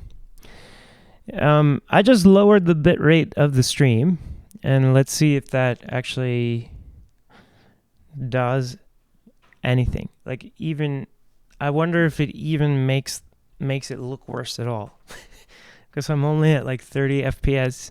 I'm down to using a crappy webcam instead of the Canon camera, because Canon M50 just sucks and will just quit on you randomly.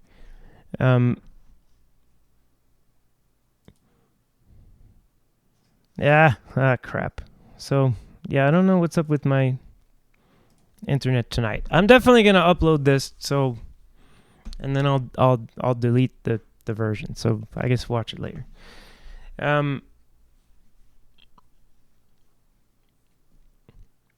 But yes, let me get to why. So why would I say that making a metallic sound is important? And why would I say that, like, encouraging more metallic and fuller density sounds would be a good thing? So let me make an argument from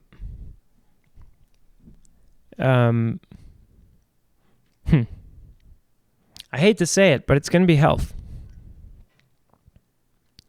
From wear and tear and a singer's resilience,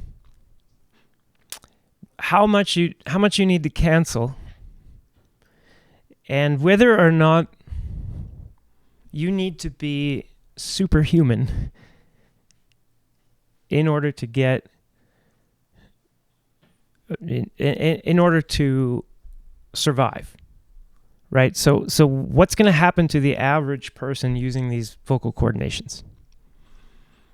Because there's always some example, like Klaus Florian Vogt, for instance, doing all of this Wagner stuff in neutral. But I would say that the vast majority of people attempting to do that would be constantly indisposed.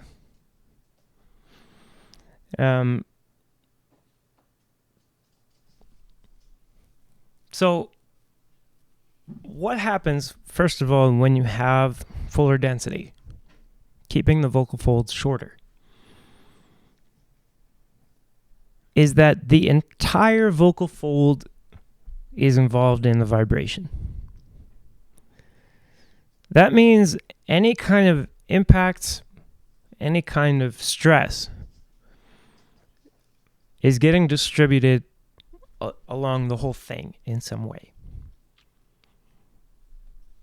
There's another way that the vocal folds can vibrate, which is that part of the vocal folds, the body of the vocal folds, stays pretty much still. And then it's only the cover, a thinner portion of the tissue that's stretched out, and now it's doing the vibration. When you have this stretched out state, the vocal folds are inherently more vulnerable. And they also won't vibrate properly when they're inflamed, as if you're trying to do this stretched out state. It's more sensitive.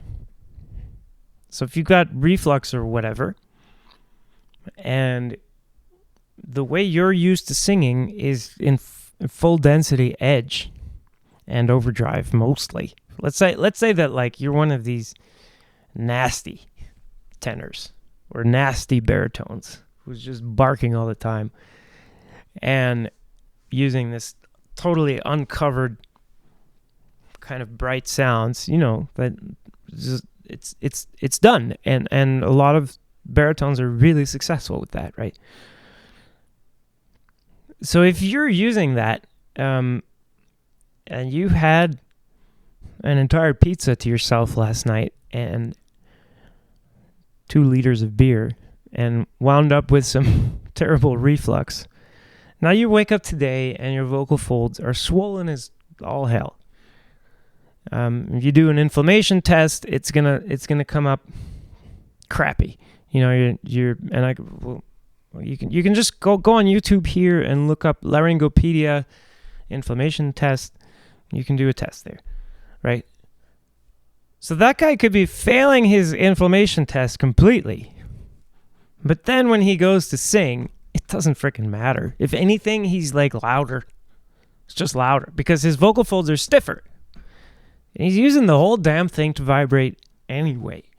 And the vocal coordination that he's using makes this feedback loop between the vocal tract and the vocal folds that's helping him out to do what he does. There's barely any air coming out of his lungs when he sings. He's singing, if you're singing fuller density and metallic, and the contact quotient, it's going to be high, but still there's some leeway. If you can be singing at your loudest, and you on a high B or whatever, if you put a flame up to your mouth, a lit flame like a candle or something in the middle of that note, and you hold it there, it's not moving. There's no air coming out, and there's almost no movement going on. There's very little is happening, and you can do that with incredibly compromised vocal folds. It's just bulletproof. You have to be really sick before you got to cancel with that. So that's why. That's one reason I can think of Cantare Bella, to teach people to use fuller density and metal as an option. Maybe if they don't want the sound, maybe they have it as a fallback. Maybe they're usually based on curbing, or they're usually based on in neutral even. And then they want, there's some night where they want to, it's that or cancel. They can sing in more. Obviously, soprano can't do this because you can't go into the soprano range with metallic sound. And if you're soprano or a mezzo soprano and you need to go into falsetto and your vocal folds are inflamed, well, I'm sorry, you're screwed. There's nothing you can do, right? But for the tenors and baritones and basses, the tenor could be still, maybe he doesn't have his high C anymore, but he's still got his high B. And it's just way louder. It's harder to do, but it's way louder, right? And that's why I teach people. Oops. Sorry. So that's why I teach people to sing with metal. I think I get expressive with my hands, and I have my keyboard is on this little tray that slides out from my desk. And if I get too excited, I hit the keys on the keyboard, and it changes things in here like this, you know. Or could change sound of my voice when I want to do some scat how to sing. Yeah. So I gotta keep my hands here. The whole place is gonna fall apart. So that's to answer your question, why you would want to teach people to sing with fuller density and metal. More broadly, what I think we should be doing is teaching people to understand these 4 vocal modes and to be able to use all 4. And then if they want to put those in their singing, we could almost treat them as if they were artists. And it's almost like they're like the singer is actually an artist, and what you're going to do is provide them with maybe the different colors and the different materials that they will use as an artist. But this is a crazy concept. You would actually be leaving it up to the singer to decide which of these they're going to assemble together to make their final product, and when and why. Right? But they can only do that if they are given these options, and if those options are real options. If they are fake options, like, for instance, if I make up a bunch of bullshit about acoustics, or that you have different resonating cavities or something like that, and I make up some kind of system based on that, and none of it's real, it's like we can just go around forever and ever, and you never actually get anywhere with it because there's nowhere to go. It doesn't do anything.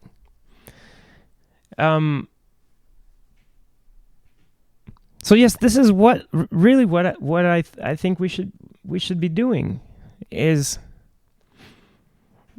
use positive reinforcement to put a beacon out there, saying, hey, there's people with a strong, fuller density metallic fetish, right? And we want people with that.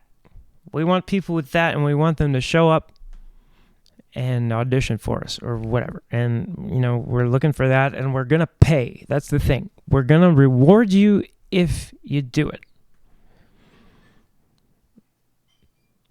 Then I think, compared to doing these videos, let's watch one. Compared to doing these...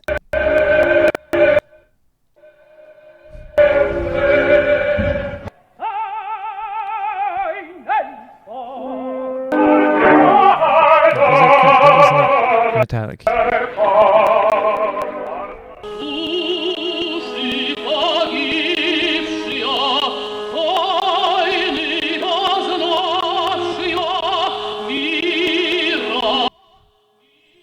Notice also the mouth positions are much larger. These much bigger openings. That's area of interest number 2. And is really important if you want people to hear the metal in your voice. All details that are overlooked in this video. right? So what do they offer us in terms of information? Still, I'm not sure, right?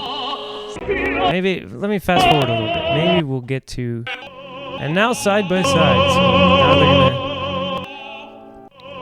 So now they show men.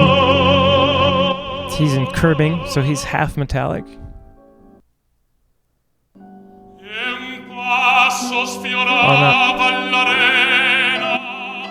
Yeah, it's curbing, I think.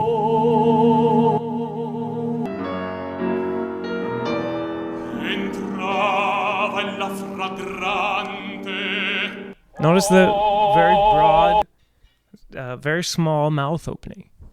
And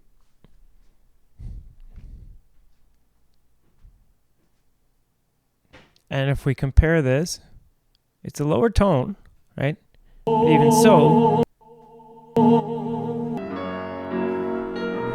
she's got the lips pushed out a bit to make the vocal tract slightly longer, right? But more about this size. Oh, oh. And if I make this smaller, oh, oh, I'm almost guaranteed to take if I make that into this broad shape, almost guaranteed to take the metal out of the sound. And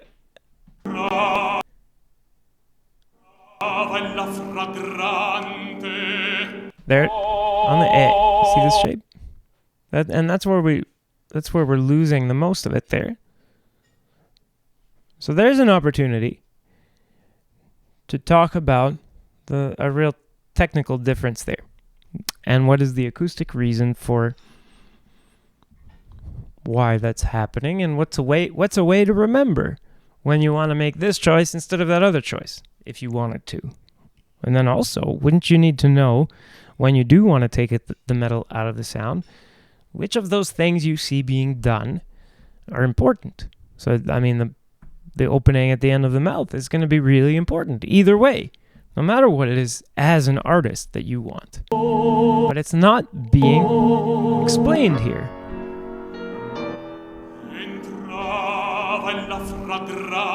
Instead, we're told that these guys are pussies because they're modern tenors.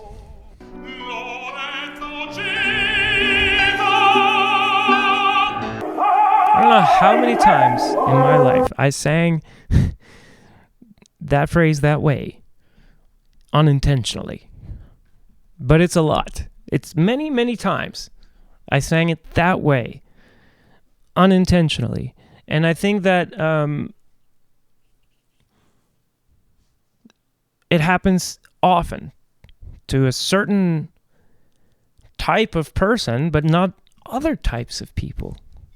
So I know other people that have this issue where they can get into this vocal coordination that I don't know the name of that tenor because I'm terrible with names, right?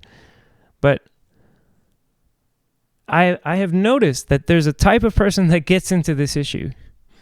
And they are the more flexible type, it seems. You know, like if I do like flexibility stuff, I make a lot of progress really fast.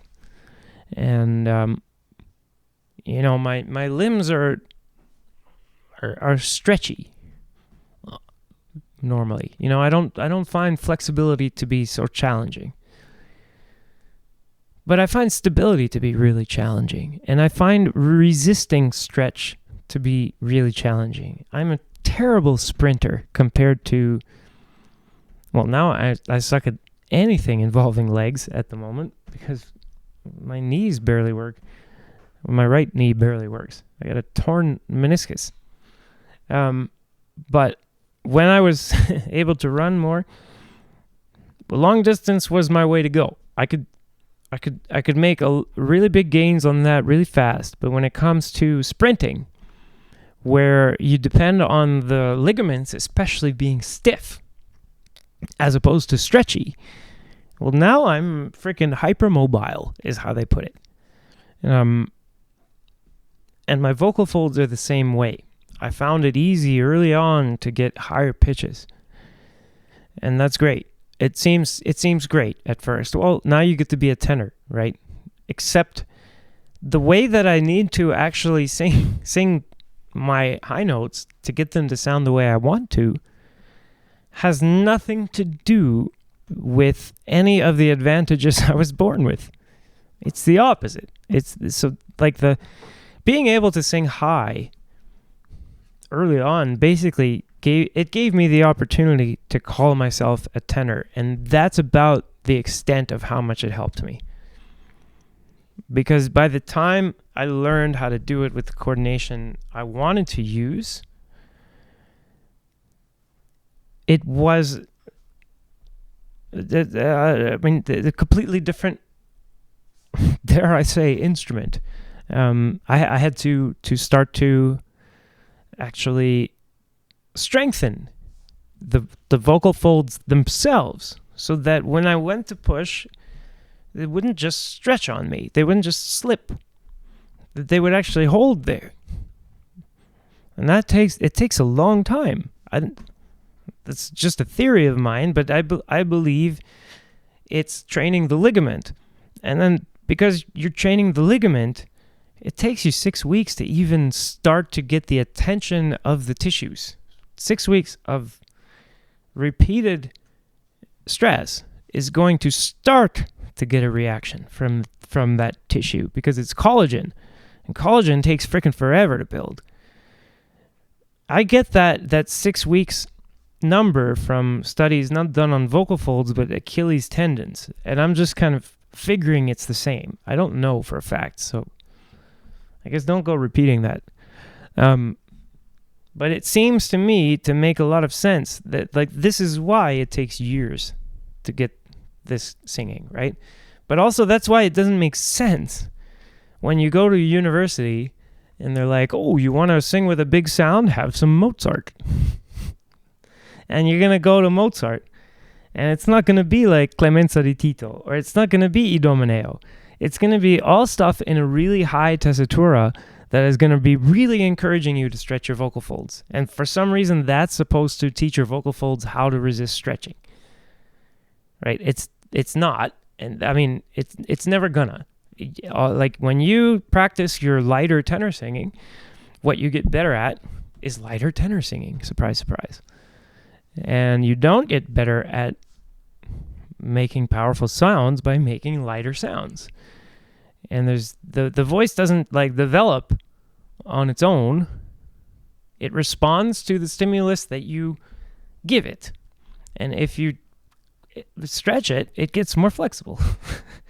Right? But if you were trying to make it stiffer, that's a problem. So those are objective things that we could be bringing to the university setting.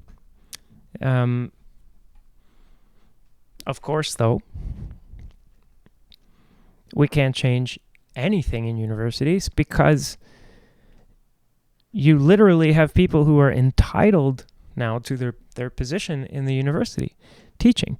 There's no reason for them to change anything that they do, and there's no reason for them to be driven to have better results. Chris Moody, this is going to be available. I will upload. I'll upload as soon as I can, because I have to go and sort out the audio tracks. I record in multi-track onto my hard drive, but then I just stream one of those tracks that has everything on it. So I have to put it in my video editor and give it a quick process, and then the whole. But I'll put it on, and if I forget, then feel free to remind me. I'll just also try to do some excerpts or whatever. But so I guess this, like the Olympics, what I'm looking for, as opposed to stomping our feet and trying to emasculate people. And then are we saying, like, so if those men don't sound manly because they're not singing with metal, do these women sound manly because they are singing with metal? And are we just like misgendering everyone here? based on vocal coordinations that we, when we could instead be talking about patterns of vibration and noticing that there's pitch limits to them, and that we've gone, hundreds of years now in opera without ever noticing them, maybe because of some kind of cognitive distortions that we put on ourselves that are fundamental to our understanding of what singing even is, or what a voice even is. So yeah, but I don't want to get too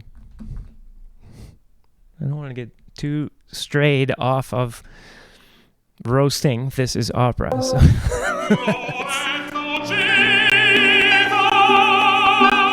Let's look close. Whoa, I gotta get rid of my... Pretty sure in this recital that we're seeing here, he's stuck in a reduced density hole, and no, I don't know for a fact, but I bet you there's footage of him doing the same stuff with a metallic sound. I could be wrong, and it could. I mean, it's totally possible that he's just adapted his technique to doing it this way, but I can't tell you how many times I have made this sound when I was trying to make... where is it? Let me see if I can bring this up. So I was trying to do this. Oops.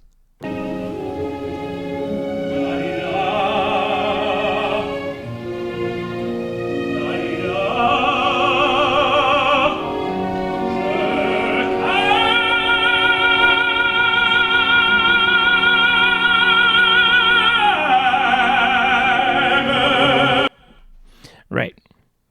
And instead, I was doing this.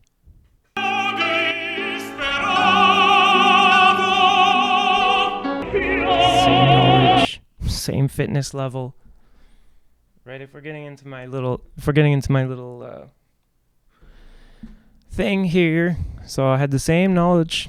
Maybe okay, knowledge is always changing. Yeah, okay, fitness is always changing, but maybe I was actually even more fit. With really good cardio or whatever. But this part, my psychology, heart, this is the part that is probably most responsible when I'm getting into that sound. It's not about not knowing things. And if you could do it, well, okay. Let me say, fitness is going to affect your psychology, and then vice versa, right? But when you're tired, when you're physically tired, you start to get spiritually tired or psychologically tired, however you want to put it. So these things are certainly interrelated. And then like how you understand yourself. That's going to... Oops. Sorry. How you understand yourself is going to affect your decisions that you make. Those will affect your fitness, and those could affect your psychology in turn, right? So, yeah, okay, it's all interrelated. But to me, the reduced density hole, which is what I call this condition, when it's unintentional. If this is, and I hope I'm not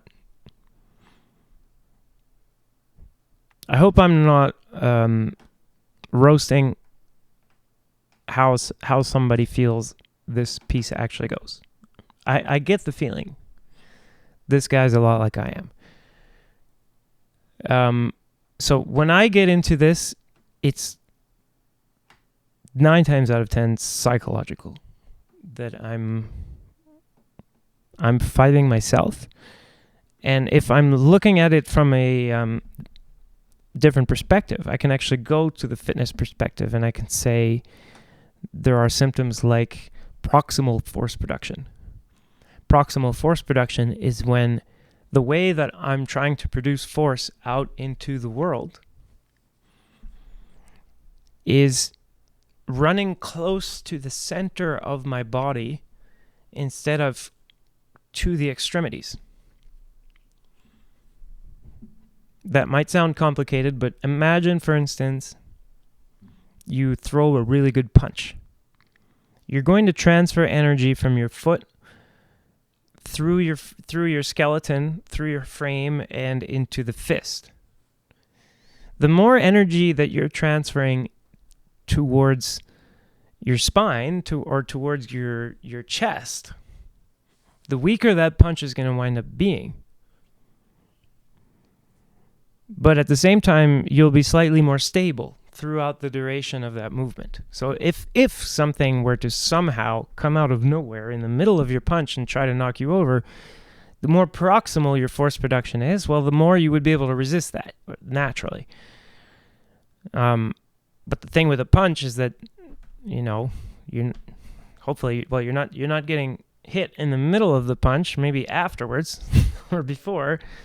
But during that punch, you're in this vulnerable moment, right? But also you're in this powerful moment of distal force production, not proximal force production. Well, when you start to get anxious, people talk about like holding the body. And give me 1 second. I just accidentally unplugged my monitor. I stopped fidgeting with my hands so much, and then I started fidgeting with my feet. So I'll be right there.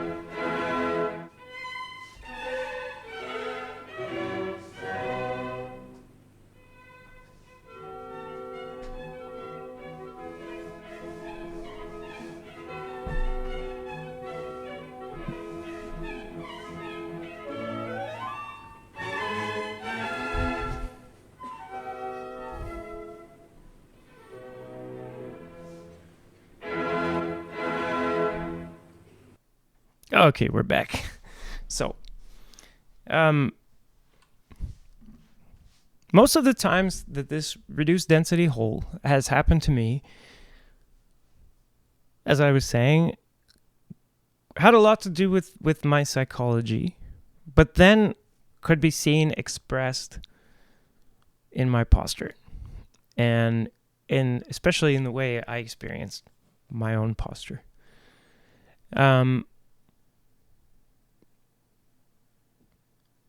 And when I look at this, I see signs of this more proximal force production, so that he's in a much better position to take a punch than to throw a punch. Physically. He's not far from, if he just gets his hands up, his head's not hanging out, ready to get knocked out. And he's kind of squared up, and he would be in a good state to block a punch. But for throwing a punch, you would want to switch that to distal force production as opposed to proximal, right? So those are real things to me that we could offer singers at the formative stage. That would be very helpful compared to telling them they need a manly sound.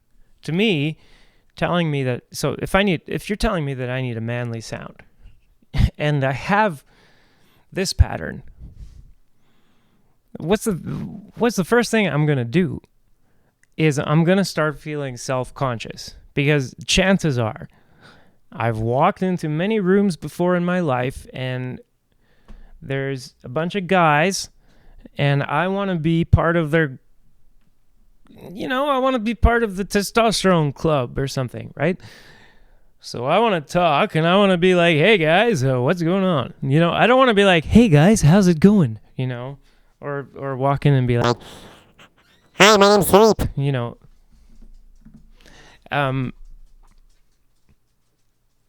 So let's say I'm that guy, and I've got issues with my speaking voice already getting into this coordination. Now I go and my instruction is being told that not only am I doing the wrong sound, I'm not man enough. Like that this is that I'm failing to do, I don't know, my duty to my species or something. It's Dovrebbe un cantante servirsi della voce di petto? No. Right? And so you get absurdity where Stefan Zucker speaks in falsetto and what is her name? Fedora Barbieri answers him with a completely metallic sound that we should never use that. So, yes. And there's plenty of This Is Opera videos covering this chess thing, by the way. So I would suggest check these out on the This Is Opera channel that I'm helping to maintain at this point as an archive. And then also trolling them with my videos. Let's watch a bit more of this.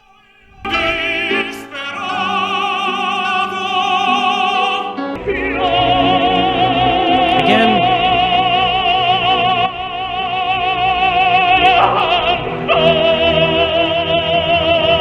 Edge. No, overdrive? One of these.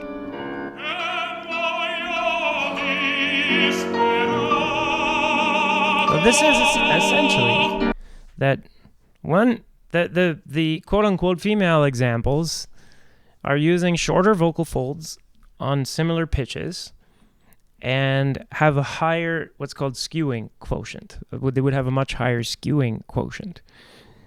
And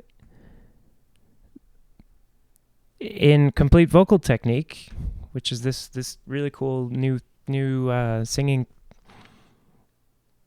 system, I guess. It's a whole institute, the Complete Vocal Institute in Copenhagen, and they're, I would say, haven't made tons of progress in classical singing, but as for the voice in general, they're, I think, showing the way. They're kind of like they're leading us in a better direction, I think. And they have shown what this metallic quality is, and they have a term for when you reduce this metal. So he's singing with either reduced metal or in a vocal mode called curbing that is, shall we say, half metallic. And then the vocal folds wind up being more stretched for the same pitch, because the vocal mode we call curbing is also always in what they call reduced density. So if these terms sound like confusing to you or complicated or something, then I understand, but I assure you that at this point, these terms have really simplified my thinking, and they've reduced the amount of brain power that it takes to organize different sounds that I hear and to recall which ones go with which. And then when I'm learning how to do them, less brain power needed to recall how to do it. And then if I'm failing to do it, I don't get any more this feeling of despair because I won't be able to figure out how to do it either. It's now kind of an assumption of mine or an expectation of mine that there is some solution. that when things don't work from vocal pedagogy, it's not because there's something wrong with me. It's because it's bullshit. And my feeling that probably there was something wrong with me at the beginning and in the middle of my, shall we say, vocal education. Now I'm at the end of my vocal education, but every day that goes by, I'm still just at the end. I'm at so it keeps going on, but wherever we are now is the end. That doesn't really make any sense. Sorry.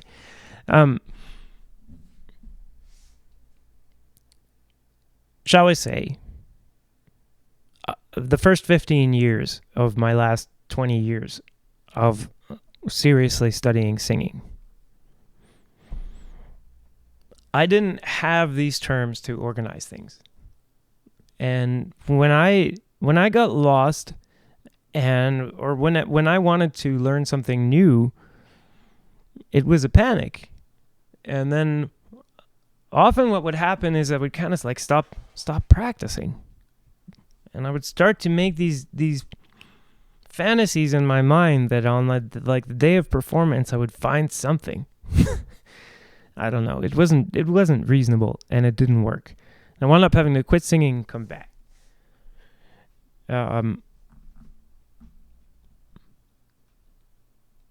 But yes, we can do better. We can do better. We have things in this video that are worth talking about. We're just not talking about them.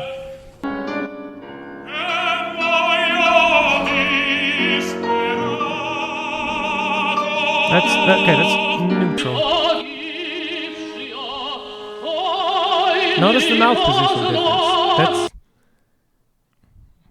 I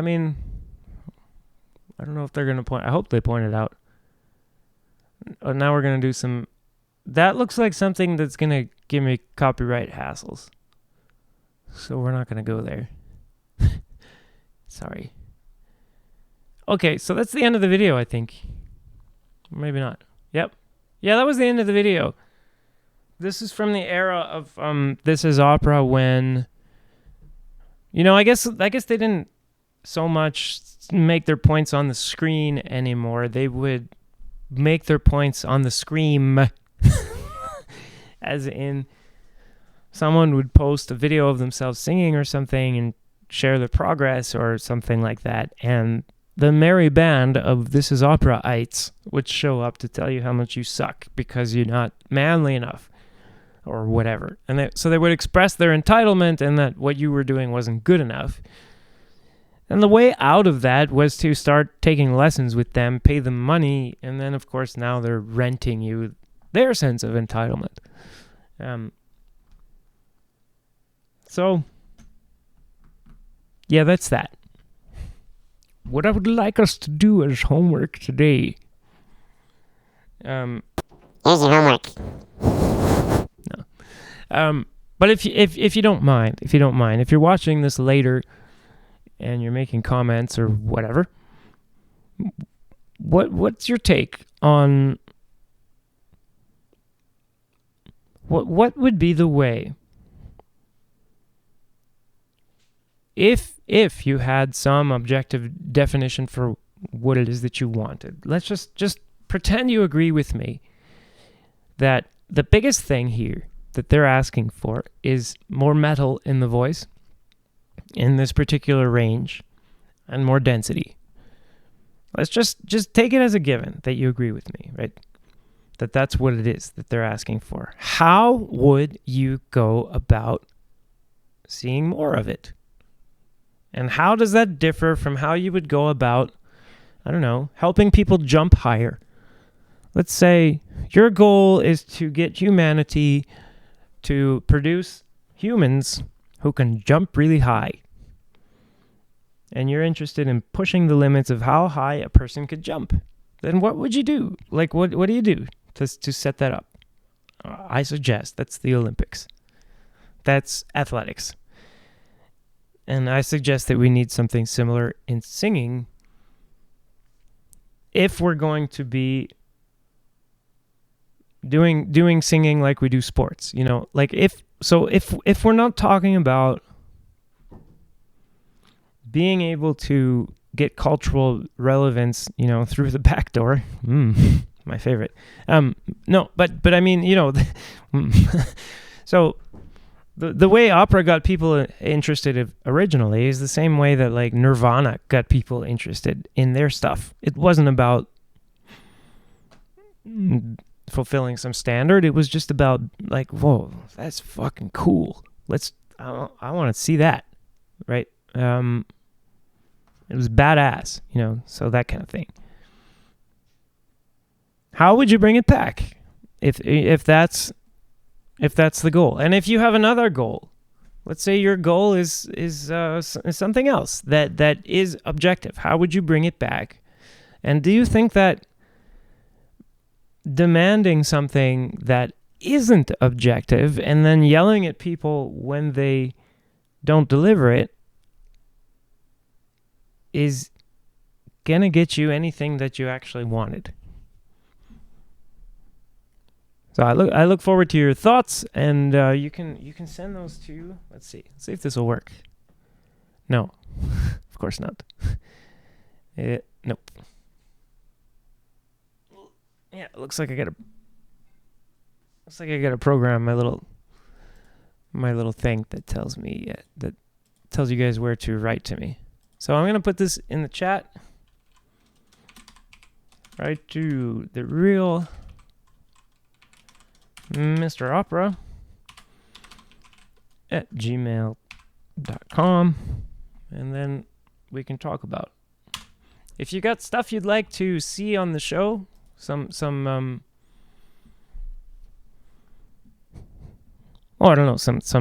footage you'd like to look at. If you'd like us to look at your own singing on the show, I can blur your face. If you're not ready to go out in public yet, I can just put a photo of some old school singer there. And if there's any topic at all you'd like to see covered, something that's important to you, having to do with the world of opera, and especially this world of we the singers who are trying to make this whole thing go. Let me know, and we'll cover that stuff. We've got some coming up this week. We're gonna have to take a look at Mario Delmonico because that's in my emails. That's all up in my emails. But also I got some cool correspondences going that hopefully will result in some cool discussions and interesting information for everyone. So, see you next time. The straw. It's just a straw, right? It's not just any old straw. We've sized it very particularly, you guys. So the SWT Straw Pro comes with a minimum of 40 resistance configurations in one device. And then we have 2 straws that are the exact same size, diameter, and length. And this is so that we have options.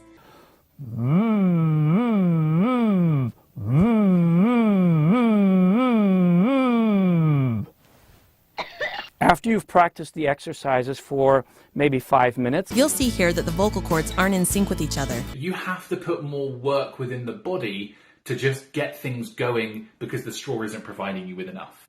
It is very important that you let no air escape around the straw between your lips or through your nose. But the thing is with that, it cuts off the nasal resonance part of singing, which is very important to singing.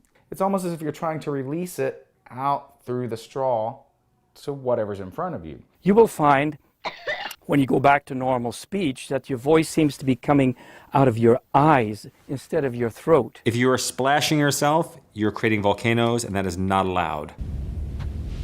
A wise man once said, "There is a sucker born every minute." No. Oh, hell no. So just grab a straw.